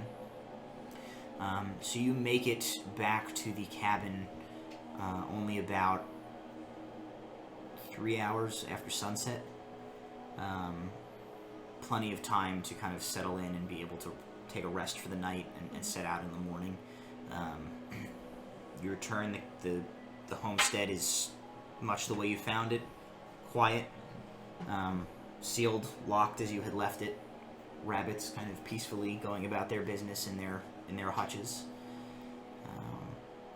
And doesn't take more than a moment for Alar to pop the lock back open and gain you guys access to the small building. Alar's gonna light a fire in the fireplace, grab a cooking pot and start seeing if there's anything worth that's still safe to cook. and keep up a bit of chatter to distract young Mina. Well, let's see what we've got here. We've got a little bit. Ooh, it's got salt. And we've got a little bit of. The veggies are still good. And, ooh, it's got cured meat. You're in luck, little one. You're gonna have some traveler stew. You find enough ingredients, still decent to make a simple but filling stew, which you're able to set to the fire and begin cooking. So as stew cooks and is prepared, the group of you kind of sit around. Mina is mostly quiet. She kind of tucks herself to one corner of the room, and she's, as long as the celestial weasel will tolerate her, she just kind of has that. The mental thing is, please, I know, you are doing good things. This is why I brought you here. Before too long, she basically, you guys kind of look over at one point, and she's fast asleep, just sort of curled up in the corner. The ordeal of the day and of her past week or so very much tiring her out. So I'll have been like slumped in a corner. Yeah. And I'll like gesture over to Numa. I will go over. Get Kel. I will pick up. And I go over and I get What? Bram wants to speak to you. I don't know what it wants, but he wants to speak to you. And considering his shape, I think it took a lot of energy to ask just for you to go over. Alright. Let's see what's going on. So as he approaches, I reach out and I like grab his arm or shoulder, whatever I can get him, and I say, I put it back. I put it back. And then I fall asleep. Okay. That's all he manages to say to you, and then he passes out. Like blankets and things left behind, right? Mm-hmm. Yeah. We'll grab one of those and just throw it over him. Okay. Over the head. He's dead. He died. It's dead, Kel. So the group of you here, this is a very small room, so this moment between the two of them does not escape your guys' notice. As you know, Bram kind of confesses to Kel that he put it back, and all of the significance that goes in, and the quiet moment later of Kel like putting this blanket over this big guy. I'm like laying on the floor. You still have to like stand on him to put the blanket on. I hold Is Cal. there a stepping stool? So Bram kind of is asleep. Mina is asleep. The rest of you here just kind of gathered around this room lit by the small fire in the hearth. Adventure. The clues. I assume we're taking a long rest. This will be a long rest. I'm just giving you guys an opportunity to have any debriefing conversations the group So needs to am have. am I able to get back to full health, or am I too messed up? You will get to full health. You are going to have some levels of exhaustion going forward. Okay. You have when you wake up tomorrow, you will have 3 levels of exhaustion. Jeez. So all ability checks have disadvantage. Your speed is halved, and you have disadvantage on attack rolls and saving throws. Beat's not dying. Yeah. I'm gonna take the backpack, put it on my lap as I'm sitting in front of everyone, and just kind of pull the head out. I had to take this. Why? You did not have to do that. It knew too much. That seemed like a choice. Knew too much of what? We all heard something in there, didn't we? Bram in his sleep is like, it's messed up. Just rolls over it. I'm gonna point to you and it's like, you heard something in there, didn't you? There are secrets in this world that should never come to light. This thing seemed to have collected secrets. And my mentor, I have seen speaking with those that have died recently. I couldn't risk let this coming in anybody else's hands. And then I'll just kind of like shove it back in. Could I see the wand, rod thing, please? I would strongly recommend against using it. It made I'm me not going to use it. violently ill. I am not going to use it. Take it out of my coat and then reach it. He's gonna stare at it a while and just kind of go through every story he's ever heard, every carefully grabbed bit of arcane knowledge, and everything that he's gleaned from down there. And Make a history check.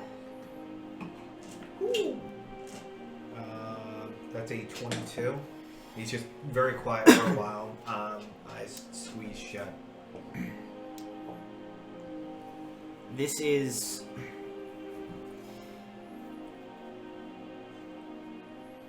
an item, you believe, likely left over from the time either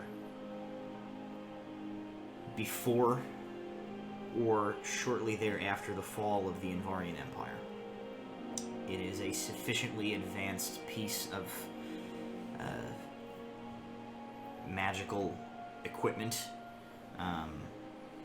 that it can be nothing else. The exact nature of it, the use of it, the function of it is a question for scholars who dedicate their lives to the reclamation of this lost arcana. But based on what you saw it do, and kind of what you know about what relic hunting is all about, the things that exist in the world,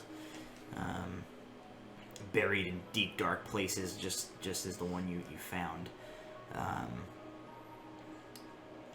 This is some sort of a relic of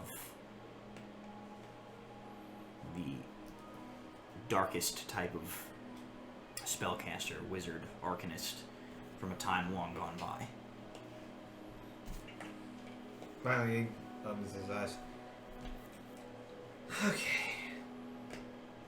He obviously knows performs necromancy. Seems to raise those who are dead, either recently dead or or long dead. Something like this had to have been made around or before the Invarian Empire fell. So this is very old. It's very dangerous. Doesn't like being used either. It Doesn't like being used by you. it That's may, Potentially by us. it may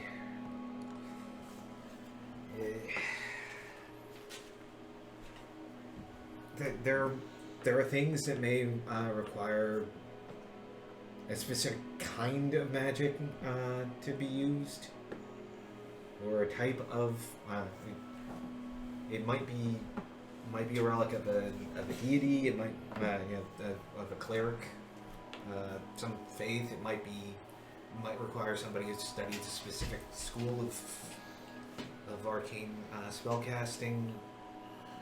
I don't know. It's all well and good. But what I do know is, I don't know if we should turn it into that half elf. No. Sorry. I don't think we should turn it into the half elf who brought us together.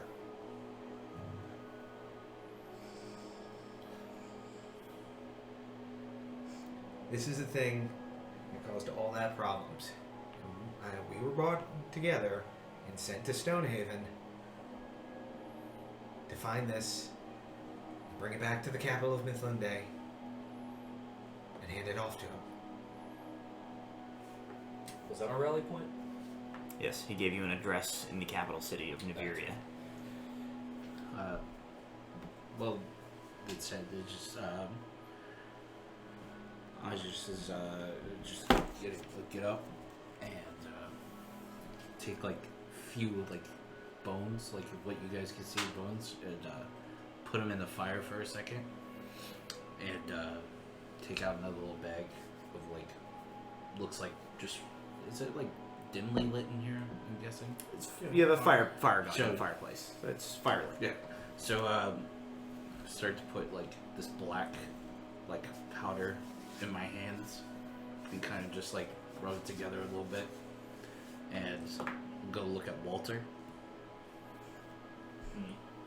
and start looking at each one of you and even in Bram's direction. I mean like it start like rubbing this like black stuff like in his wounds a little bit and like on his face be like, we all heard something in there. We can't deny that. I don't think anyone was. Yeah, that thing knows more about us than we do ourselves. He didn't say anything to me that I haven't said to myself a bunch of times. Each of each other's that we know of at this point. I know it said things I've never even told you. Any of you. And I'm pretty sure it's told you guys things that we don't even know to each other. Now there's one thing that we can all determine at this point is that we need to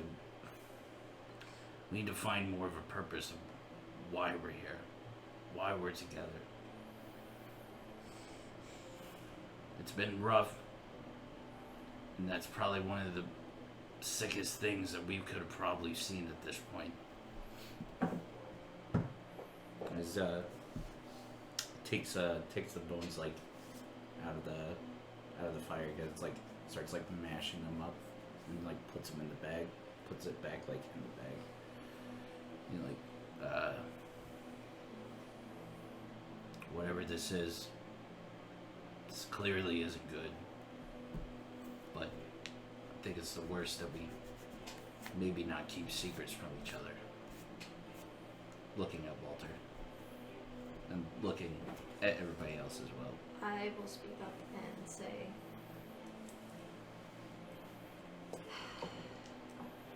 the creature told me that Corey ran from the village and died. I don't know if she died, but who's to say that a human girl could have survived and I let her go?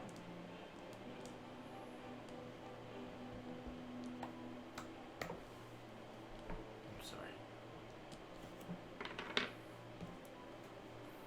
He told me as they were gone, there was nothing I can do to bring them back. Who were they? My only family that I thought I knew I had. And I sat on top of a mountain for as long as I could imagine, waiting for the person who did that to come back. And maybe, just like the rest of you, we were brought here to maybe find those answers. I didn't believe it at first, but I feel it now. And if I have to travel with you guys, I don't see that such as a bad thing. Does not put us in cross purposes then. Might. Adrian, that half elf that brought us together, each made us promises. Didn't he? Yeah. He promised me a chance to discover things lost. And he did say that he had connections to the Order Librum, the bookkeepers. I'll be the first to admit that ever since I've heard tales of them, I've wanted to join their ranks, but if the price of getting closer to that is to hand this to him,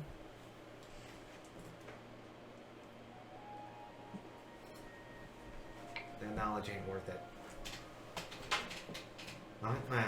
I intend to give this to the Inquisitor. And And it seems like then what? an objectively terrible plan. The nature of my condition, the reason I'm here, is that I owe a significant debt. More than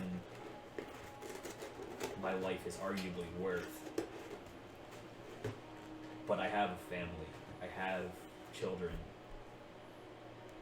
And if I don't complete this debt, that burden shifts to them.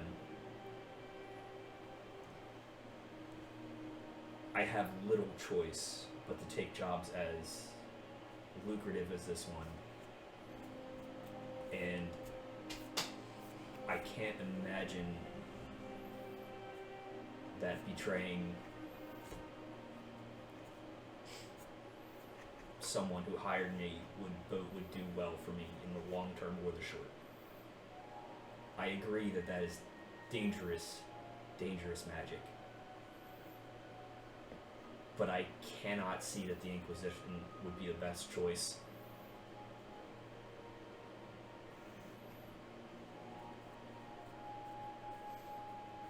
I think we should destroy it. But it doesn't really matter what my personal preference is.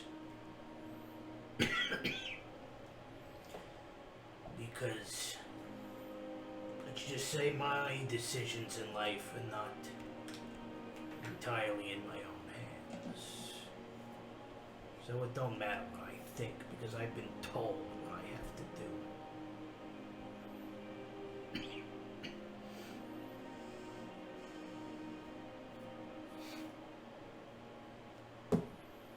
So what do you think?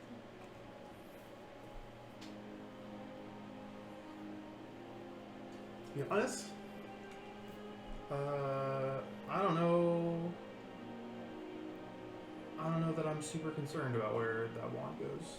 I just kind of want to get to Stone Mill and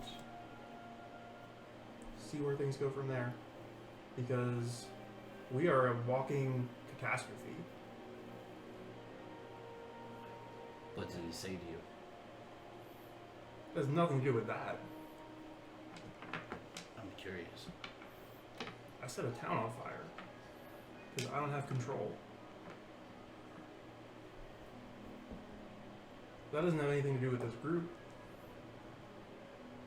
We're a giant pile of reckless decisions. Walter, you just killed that guy. He's the only one who knows where that thing came from. I do regret that. I panicked. And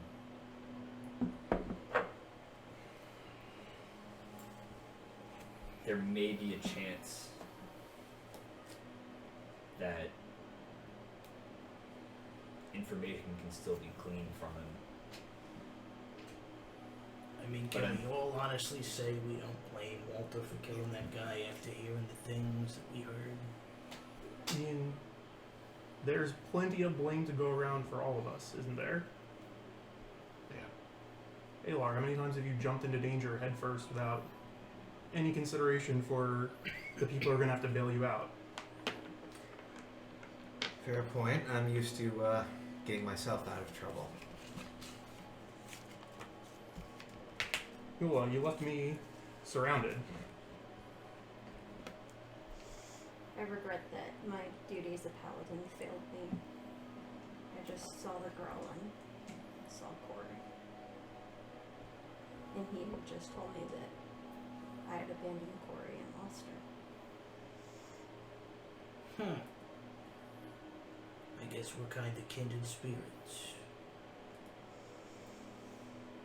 Because that son of a bitch told me that it was my fault. Because I didn't get there in time.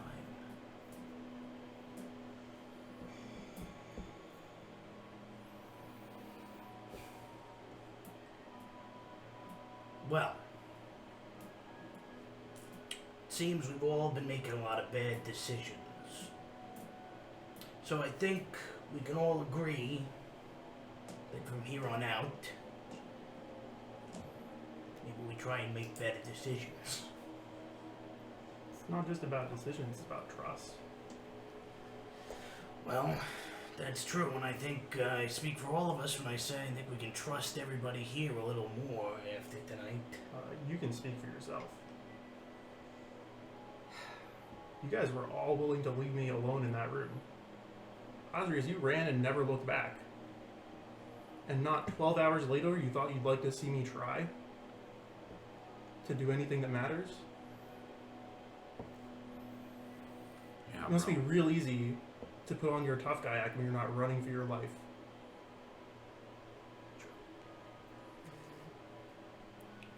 I didn't leave you behind willingly. Yeah, you were unconscious because Bram had to drag you out of there.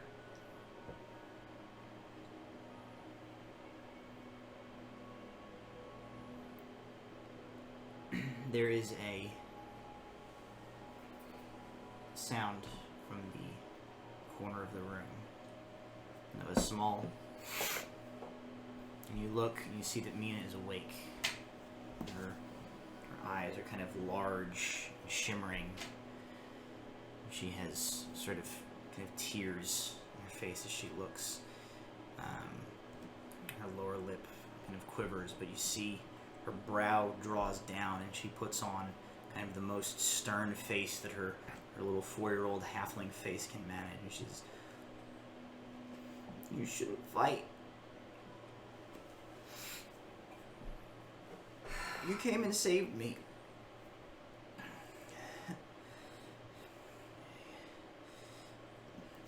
He was sick and he was bad. I know it. You're the good guys. You're not supposed to fight. I You're heroes." don't think anyone's All right, come here. fighting Come me here. now. Alar's gonna gather her up and. It's all right. Sometimes adults have to talk things out. Kind of from like muffled in your chest, you just hear, "It was scary in there." I know. You. Hey, listen. Look at me. All of us were scared in there. I'm gonna teach you a very important lesson. Something that I hope stays with you all your life. Being brave doesn't mean that you're not scared. Being brave means that you're scared, and you still do what you have to anyway. Whether it's run, whether it's turn around and fight, whether it's waiting for the right moment. Okay? You were brave. I know you were scared, but you were brave. You didn't do anything to get yourself hurt. And you waited for the right moment. She just kind of wipes her eyes a little and looks around. And she says,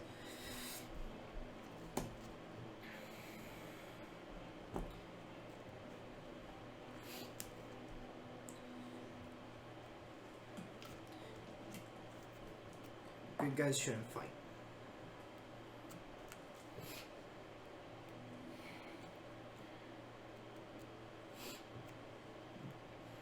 You guys came and got me. I'm gonna go home and see Mommy, and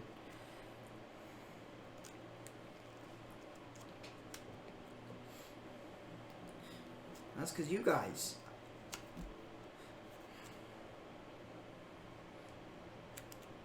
And even though he was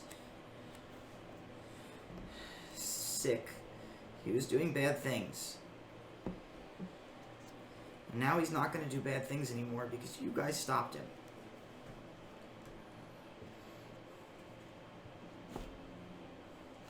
No. He won't hurt anybody again. Those creatures won't hurt anybody again. That cavern is sealed up. So nothing bad will come out of there ever again. And you're gonna go home. She kind of nods as if like you confirming sort of her very childlike assessment of like, you're the heroes, you got the bad guys. Like, that means that you should get along. As if like all of that has been confirmed for her and she's Yep. okay. Yep. And she nods and she kind of goes back off to her corner. Alar's gonna take time tucking her in. He'll scritch Scooter's ears and mentally, thank you. I am sorry that she's abusing you, but please, oh please, keep doing the good thing. And he's gonna rustle. Scoot that way. Sorry. No, just there's Scooter, the celestial weasel. There he is. And he's gonna sit next to her until she falls asleep. It doesn't take her long. She sort of zonks back out again almost immediately. Scooter needs a break. There is an entire hutch full of rabbits. Unless you want rabbit stew in the morning, it's probably not a great idea. Alright, you've done good. And he's gonna snap his fingers and let him go back to the celestial realm for a much needed rest. She just sort of turns over in her sleep under the kind of blankets you put her with and doesn't stir again.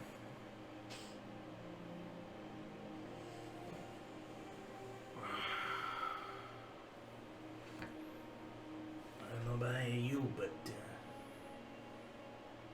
that was certainly a first for me. You called a hero. Yeah. She's a kid. She doesn't know what the hell she's talking about. You saved one life.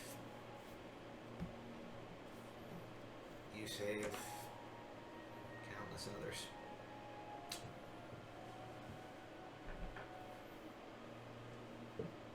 It's not the first time I've heard someone call me that. Don't know if I've earned it. It's not the first time. All it cost was 800 gold for a bribe. And a couple days of walking the frontier. Crossing the border.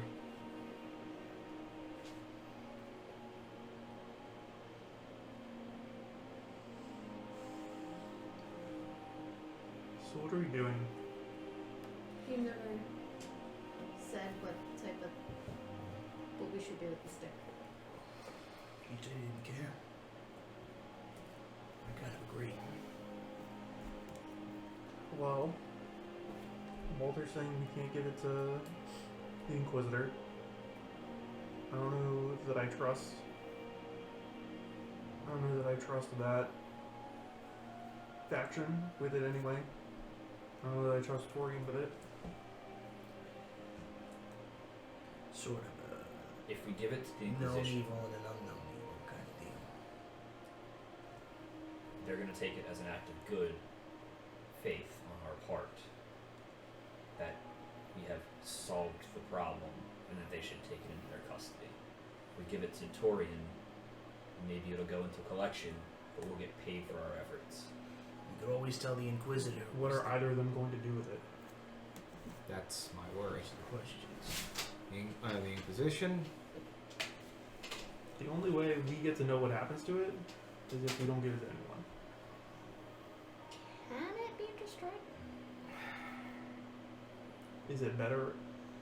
Is it better for us to destroy it? Do we know what's going to happen? I don't necessarily want to carry it around.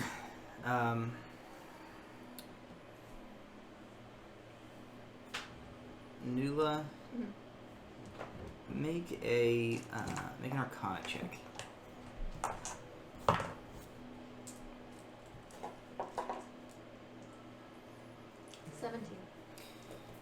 So as you kind of posit that question to the group and you're sort of thinking about it, you guys come to the topic of destroying magical artifacts.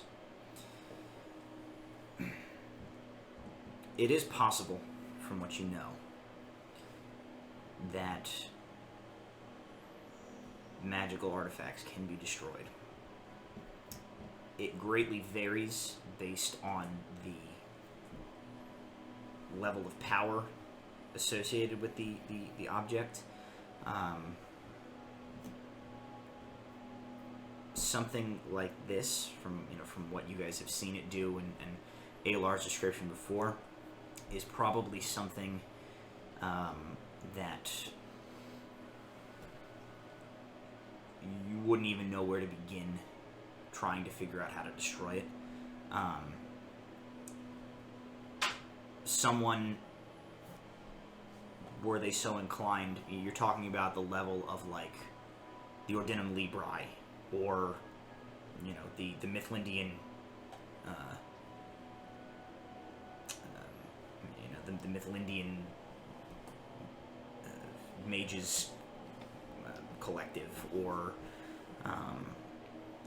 some of the more high level independent individuals.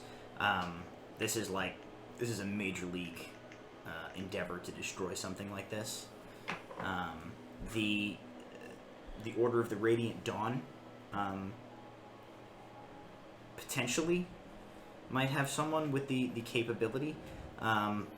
Although from what you know with them, they do work very closely with the Mithlindian government. They would be just as likely to kind of put it into their care for either to be sealed away or destroyed or something like that. But for you guys to like try and take it outside and snap it in half is not going to happen. Well,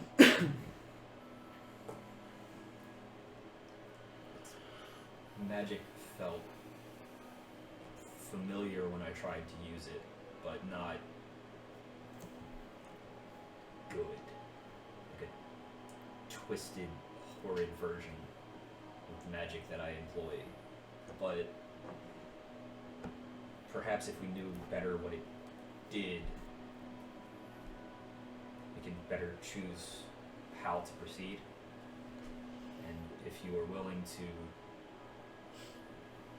trust me for the night, perhaps I can sit and focus with it and see if I can figure out what it does.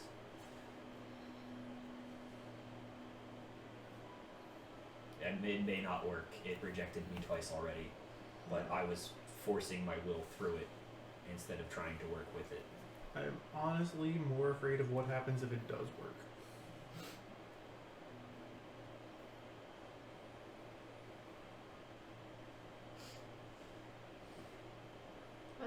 That guy didn't end up that way by accident. That is true.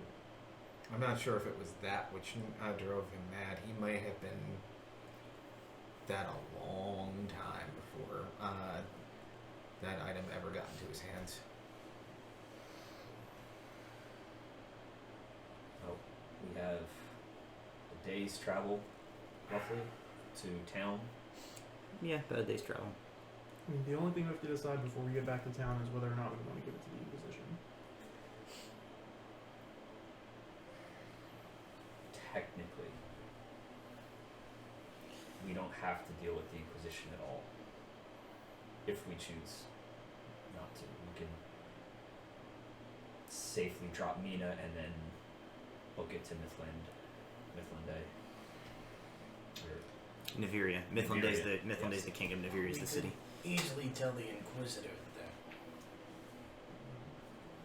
it was just that guy who was doing it, and it wasn't necessarily an item. Well, Probably buy that. She didn't necessarily seem to be convinced it was an item in the first place. Would our dwarven friend know anything about it? Might. there's one other possible source of information.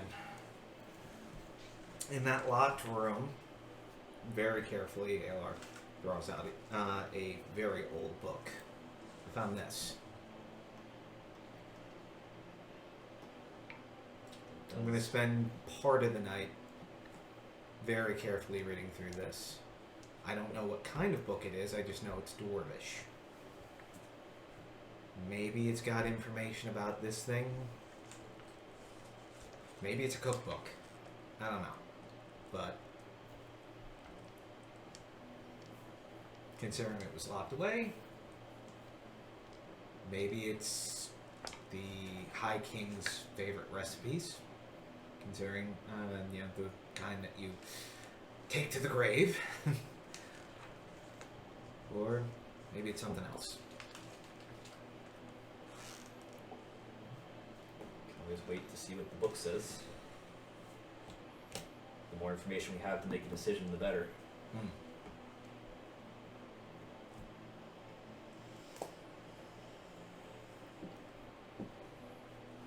All right, so you guys will take your long rest. You're gonna study that book. Yeah, I'll take the level of exhaustion Just- necessary. To Just before everybody goes to sleep, I'm gonna look at my shirt, just cut up, bloody, whatever. And I'll stand up and I'll go into my bag and pull out a spare shirt, but I take off the old one. As I'm not really paying attention because I got beaten halfway with an inch of my life. I take off the shirt facing the party, and Bram has a lot of very old scars all across his back.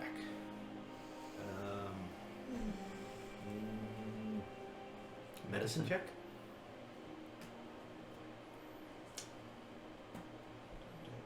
$12? You are fairly certain that these are scars left by the lash of a whip.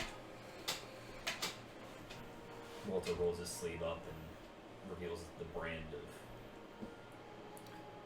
So he, as he kind of does this, Bram, you sort of hear the collective not quite like, but like sort of the stillness in the room as you turn and you see people saw your back. So I put my shirt on. And sort of in a moment of solidarity, Walter kind of rolls up his sleeve, and what he has on his forearm, about here, is it looks like he was essentially prodded with a cattle brand. It is the circular crest containing a stylized M, along with the exterior is like a compass rose. That you guys, except probably for you, Osrius, you guys would all be familiar with this crest as the seal of the Moxham Trading and Mercantile Corporation. It's basically a massive trade conglomerate that operates out of Voland. I know what it is to be owned. As he adjusts his shirt.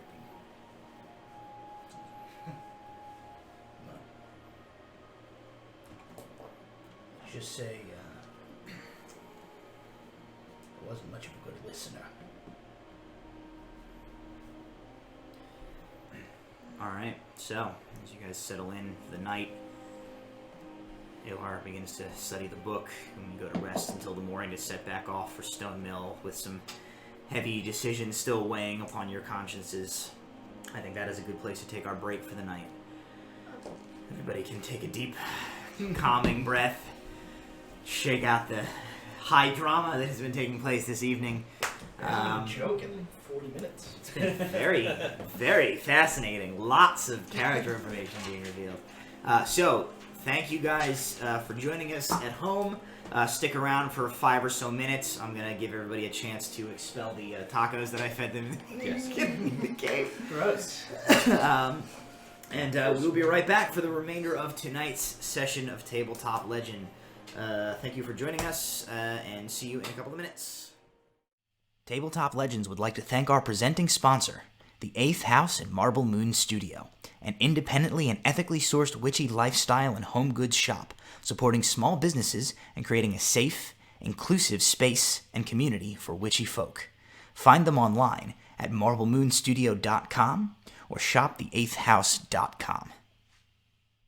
Hello, welcome back. Thank you for sticking with us over the break. As everybody evacuated tacos from And ate more themselves, tacos. and ate more. We had to replace the tacos that we. We had to replace the tacos. Tell you what, That's just how tacos work. 2-hour-old tacos are gross. Yeah, it still tastes good. Still tastes good, but I Would have been better if it was. I can't tell if I'm getting more or less centered in frame here. Both. Both. So when we last left off before those break, both. the party is about halfway back from the Dwarven Crypt.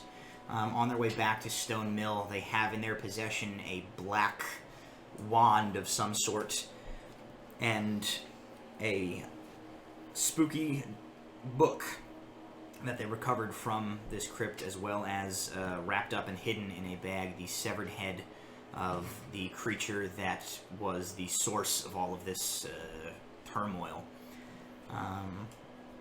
There was quite a bit of discussion between the party as to what their next move should be, whether they're comfortable turning this item over either to this sort of mysterious figure that hired them and that they really have no way of knowing his true motivations, or whether they trust handing it over to Mithlindian officials and trust the royal government of Mithlinde to do the right thing with this, or whether they want to try and get rid of it or otherwise deal with it themselves.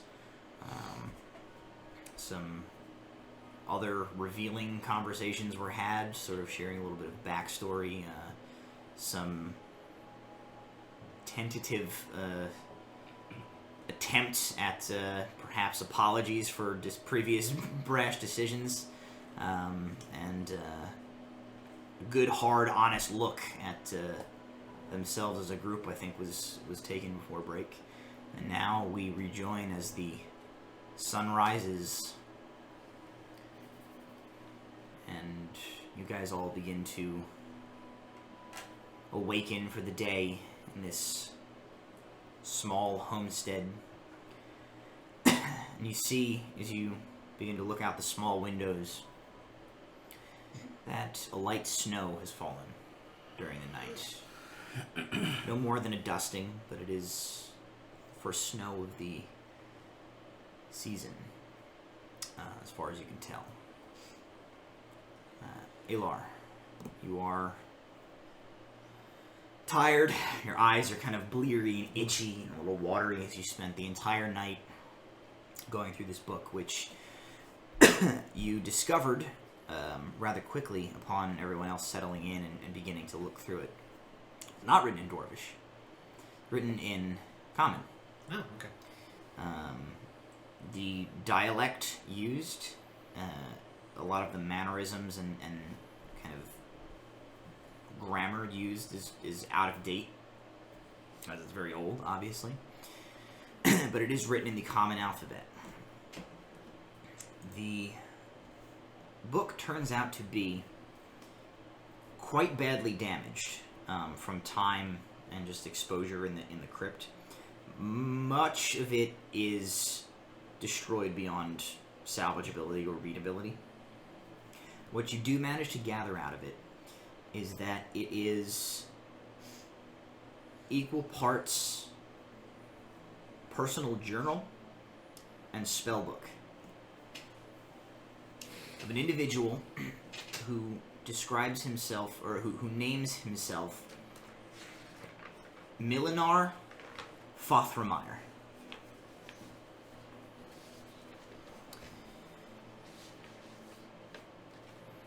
You manage to parse pieces of a number of journal entries.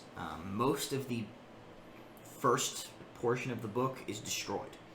It's not till the latter pages that you find some of the last entries in the book are still intact. You find a number of journal entries that go into some detail about the person who is this Milinar Fothramire. You gather that he is a worshipper of some sort of a dark deity that he does not name by any specific name. You find a journal entry that describes his flight to a location that fits the description of the Dwarven Crypt. His flight here with a few of his remaining followers from a group of mage hunters, which had been sent to kill him for his practice of black necromancy. The date and the information contained within, you gather this individual lived about 100 years after the initial cataclysm that ended the Invari Empire initially. So about 13, so 100 years ago. Right. So right kind of in the earliest and worst portions of the Great Wars, where there was all these warring factions just battling each other and killing each other's scholars and burning each other's libraries, and mages and wizards and things of all schools of magic were being hunted, but particularly this one you find is a black necromancer, a practicer of necromantic magic for essential evil purposes. You read a little bit about his encounter with a group of mage hunters, his flight here with his surviving followers. The final entry that you find, the last kind of clue you get to what was going on here. There is a single line that mentions his creation.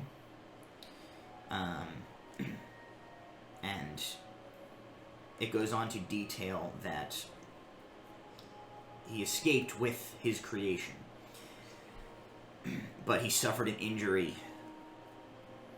in the escape that had left him with a poisoning of the blood, of which he, at the time of writing that last entry, was knew that his own death was imminent and that he was not going to survive.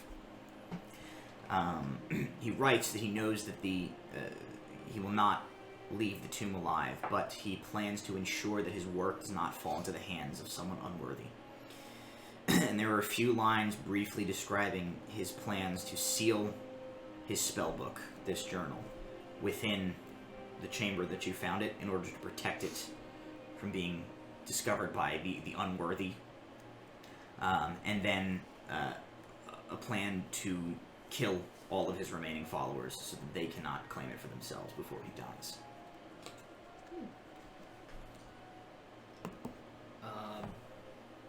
Did any of his spells survive the passage of time?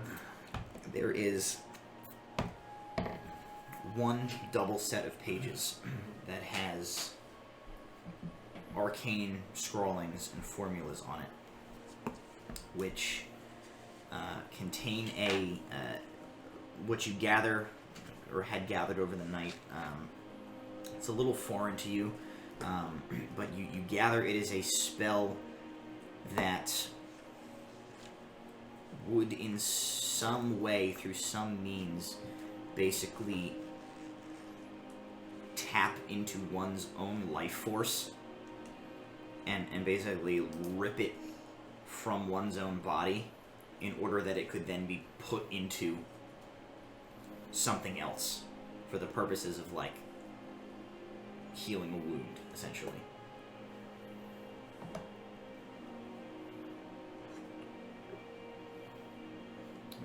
Is it Arcana check? Is it something that I could scribe into my ritual book? I do not know.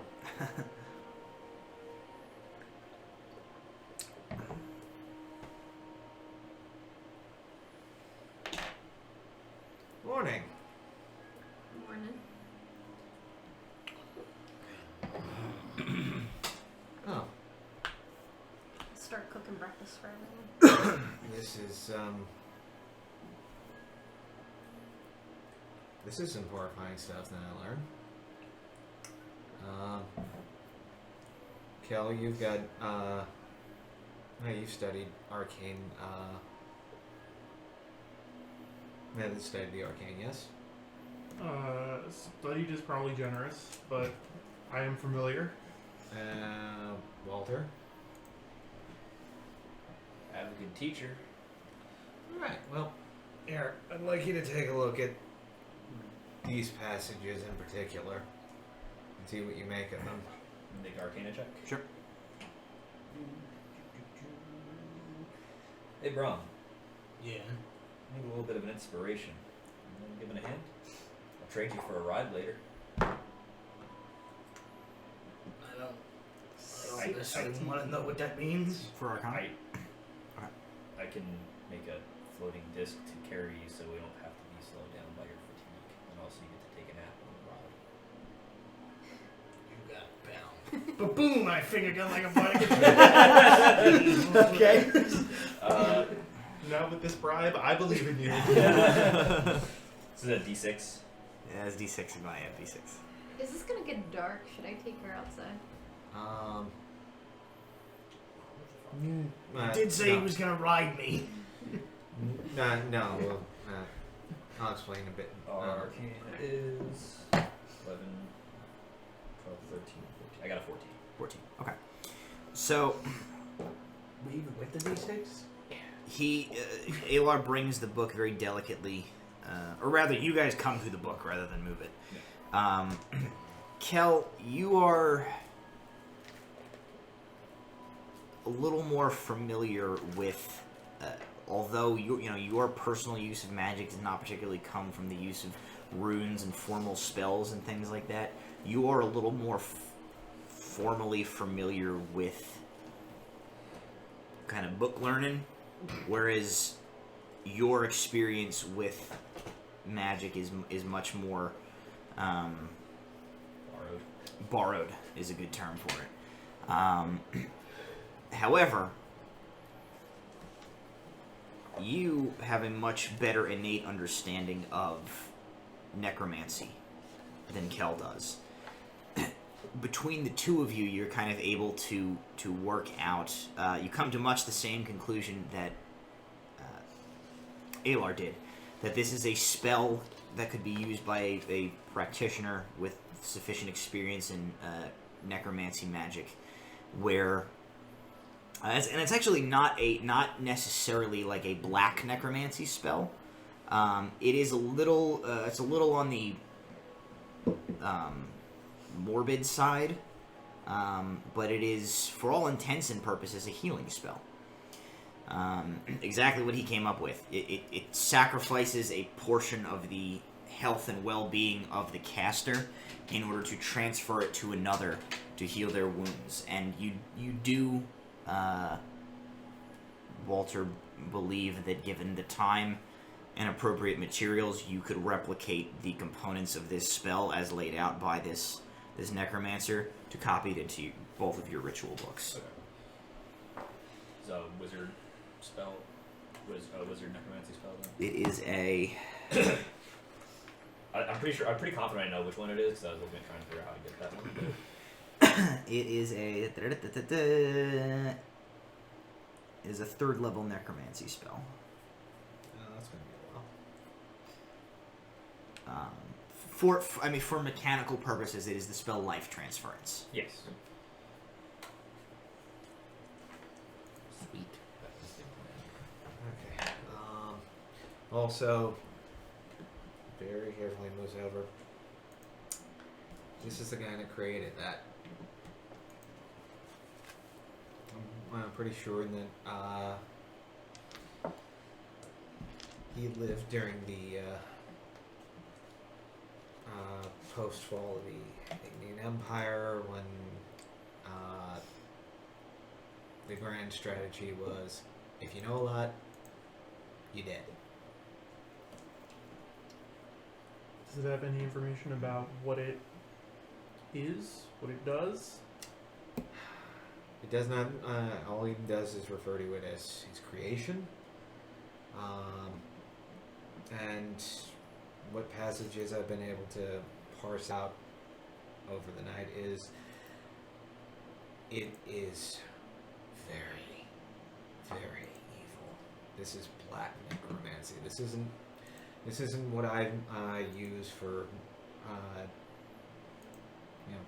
harming somebody who's already been injured. This isn't something like not like this ritual that is written here, which can help somebody. This is raising the dead. This is and commanding them and other. Does this change anything about what we need to do? Step one is getting Mina here back to our mom as quickly as we can, and At the very least, we need to get her. I'm not excited about giving this to the Anyone? Indian government at the No. very least. I agree. And then we can decide if we want to go talk to Torian. We can talk about whether or not we want to give him the book and see what happens there, and then decide if we trust him enough to give him the wand, or we can do none of those things. But What room did we find the book in? We found this in. I found it in the sealed. the The locker. book was locked in the room. Right. The room to which you found the key on that second, Critter. terror monster, So- wearing the old black wizard robe, tattered black wizard robes. So presumably Wait a minute. he made that, or was that? Yeah. Considering the ritual, considering he killed his surviving followers, act that dark, So do you think the second one we killed? might have been. This It guy. might have been him, or so something he was made. his? But I'm wondering if his creation was the thing that's in your bag, or vice Yes. versa. Yes. It is the thing in his bag. It is. Okay. Yeah, That is- I'm pretty No, sure The wand is. wand Yeah. is Is most his likely the creation. creation. Yes. Okay. Yeah. That No, is- I think the thing Not that we. that Kel killed may have once been him. Or one of his followers. Yeah. I have an idea. Why am I thinking I'm not gonna like it? Does it involve playing with the dangerous toy? No. Okay. That is an ancient book. We already know the information within. Maybe we can take the spell portion out and hand the book over as evidence to get the Inquisition off our back. I think the Inquisition will be happy with no more dwarf zombies. They You would could just indeed. give him that thing's head. That No, too. I I think- refuse. I flatly refuse to give that head over to anyone that could possibly read its mind. Book without the spells. How do we feel about giving the book to Torian? And seeing how that goes. I don't know. He seems like he's got. I'm sure There's he's more involved. info than he let on to. I don't know about. I'd say, I will say he knew a great deal about me. I'm willing to bet he knew a great deal about all of us. You probably already knew what was in that book. I don't know if he knew what was in the I- book, but I'm pretty sure he will see through a ruse. Right, but we can give the necromantic evidence in the book to the Inquisition Mhm. to get us out of that situation, Mhm. minus the spell, because we really need to keep that spell. At least until such time as I can transfer it. That I'm not a huge fan of necromancy in general, but that's not an evil spell. That is literally giving life's blood to save another. I mean, what are we trying to get out of? We don't technically owe them. We don't owe the Inquisition Anything. anything, but there's a possibility that they might not just accept us returning without evidence that we've completed our task, and they may try to hold us. We brought the girl back. We can tell them where the ruins are. There are no more zombie dwarves. It's good enough for me. If we are not going to turn over the wand, then we should not bring it back to the town, in case we are held and searched. That is my concern as well. That is fair. What do we do? Put it in a hole?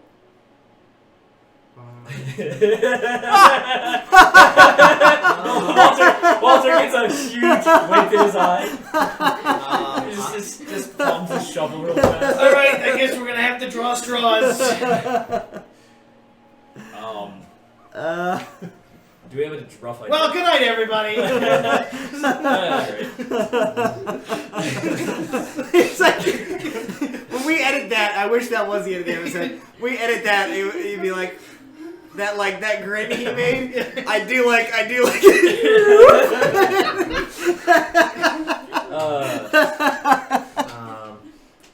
So that's a good point. We can put it in a deep hole. Give me an hour. Could take you an hour to. It's a really deep hole. Alright. TMI. So I can just take the wand and go off into the woods. Is anybody gonna? I mean, the guy who this cabin is straight up dead. We could That's a great point. hide it here. I wouldn't want to hide it right here, close by, but not here, just on the off chance. Strange stuff happens. I'll go Let- about 200-300 feet away from the cabin and just start making holes straight down. I'll entertain Mita by taking her out to the rabbits and being like, We're sure we don't want to just leave it on one of our persons and have someone stay out of town. It's also possible. That way we They always have might it. question where the other one is. They were injured and didn't make the trip. Injured, and we left them at the cabin of the woodman. If I bring you in, clearly, you threw your shirt away, didn't you? I still have my shirt. It's in that corner. If you don't mind wearing your shirt again and holding on to the thing, I can carry you in on the disc. Say that our comrade had fallen in combat and we were going to go. They're going to want to try to take care of him. That's a fair point. Okay, well, It's better not to bring it. That way, we leave the town, we come back, we get Yes, it, I and then just we do. don't Okay. know how I feel about taking something like this and leaving it unattended, even if it's buried. why don't we give it to Bram to hold? We'll take his nasty bloody shirt as evidence that he died. I don't think we need to tell him that he died. He's just too hurt to travel. Sure. That's the truth, Yes. Yes. or most of the truth. Yes. it's too exhausted to travel. So you want to stay here in the cabin and hang out and relax a bit while we go Rest off try to rest? some exhaustion. Go try to get the girl back and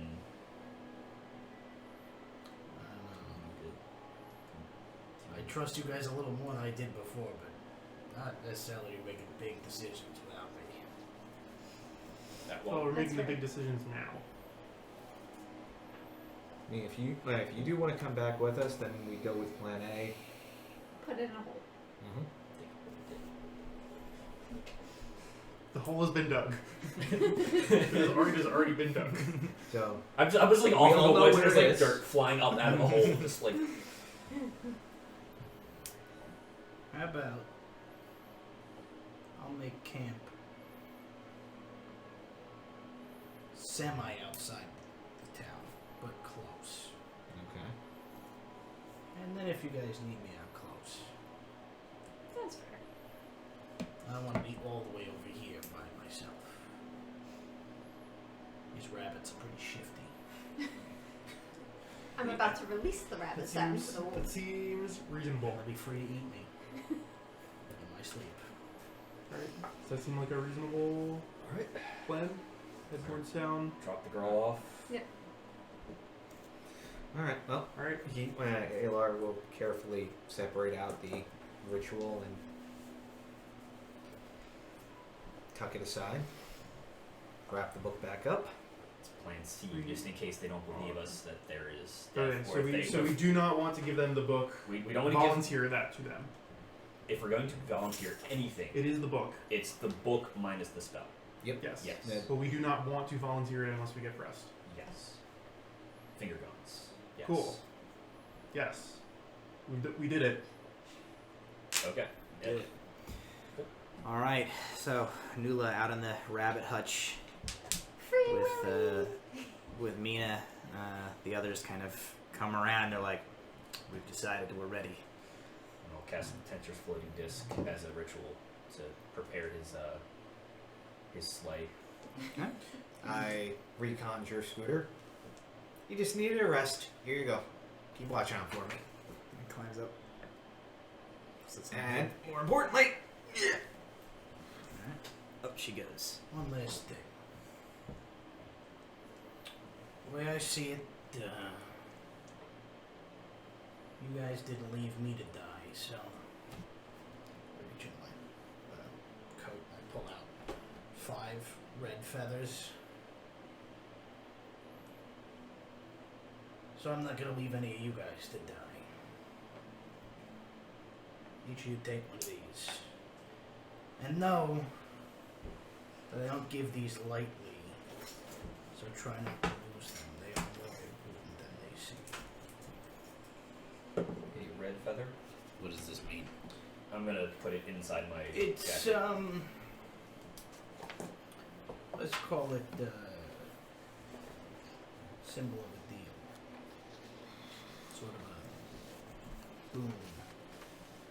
It also, can maybe get you a little help in the right city, so you need it.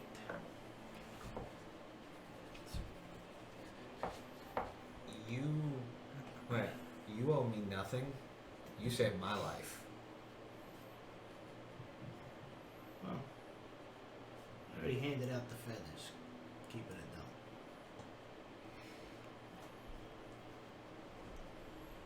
All right. In a stampede of bunnies, Nula and Mina emerge from the rabbit hutch as the rabbits are released into the wild. Scooter climbs up onto Mina's shoulders. Mina goes up onto Alar's shoulders. Walter finishes Tensor's floating disc, and Bram luxuriates on his sweet ride. I'm sorry we don't have any grapes to offer you. I take my shield and start fanning. It has a total time of an hour. So I'd have to redo the ritual every hour or so. All right. Yeah. So that slows you Every down. hour it's like thud. Yeah, wait. Has it been an hour? Thud. Oh, it has been an hour. Slows you down a little bit as you have to stop for about 10 minutes of every hour to recast this spell in order to travel with the Slow as half speed. wounded Bram. It's alright. I will spend much of the time, once again, trying to teach Mina how to cast Mage Hand. Go ahead. As we're walking, can I talk to Kel and say, I'm sorry about everything and I hope we can all build your trust again?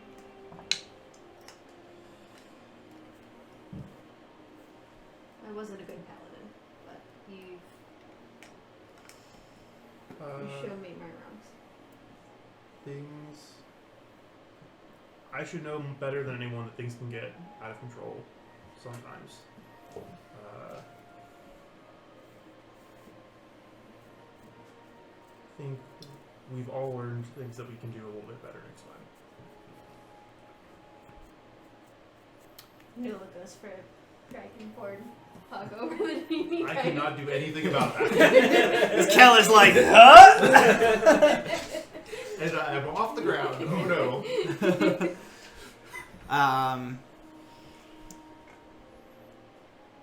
You guys travel the better part of the morning and into the mid-afternoon. As the sun starts to just begin its descent towards late afternoon, evening, you reach a stretch of woods that you recognize as familiar. The trail becomes a little more defined. You recognize yourselves as being only about 2 or 3 miles outside of town. No more than an hour's walk from the outskirts of where the town of Stone Mill begins. Kind of within range of your plan to find a spot for Bram. Alar's gonna hand over his short bow and arrows, just in case you need it. Thanks. Make a shallow pit, a little hidey hole, a foxhole for you. You don't think it's necessary? Do you want my shield? My axe. You already have my bow. My. Oh no. Well, good night, everybody.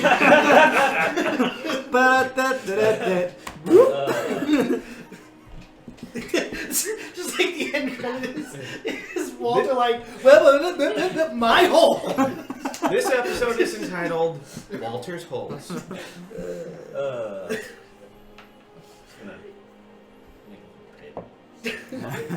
Worst case scenario, that'll be a nice latrine. Use it for what you will. It's a 5 foot. I already told you I'm gonna shit in that hole. Alrighty. We are going to leave you with the wand, correct? Yep. Yeah. Okay. Alright, so you guys leave Bram and head off into town? Okay.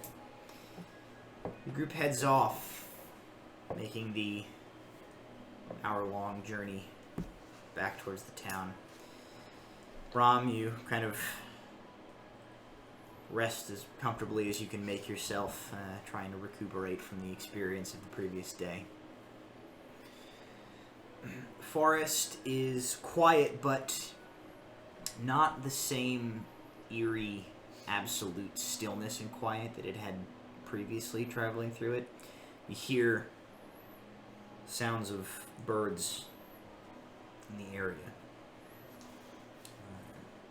Occasionally the rustling of a small woodland creature moving somewhere nearby on the ground or within the trees. It seems the local wildlife, through that inexplicable sensation of danger that they have, understand that the threat has passed and are returning to normal life. You doze a little bit for a few hours.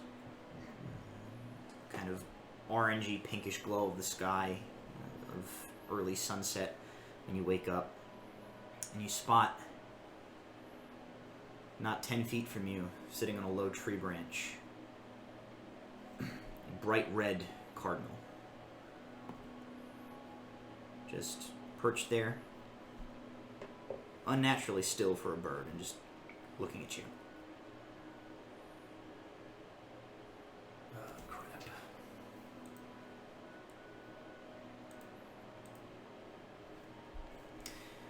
As the bird sees you regain consciousness and become aware of it, it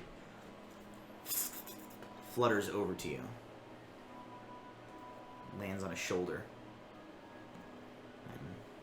as you are familiar with the particular variety of messenger bird unique to your organization, you offer it a finger, and it hops to the fingers. You look at it. Its eyes illuminate with an arcane blue energy, and like a halo around its head, a set of glowing sigils appear. It opens its beak, and a voice emanates from the bird's mouth.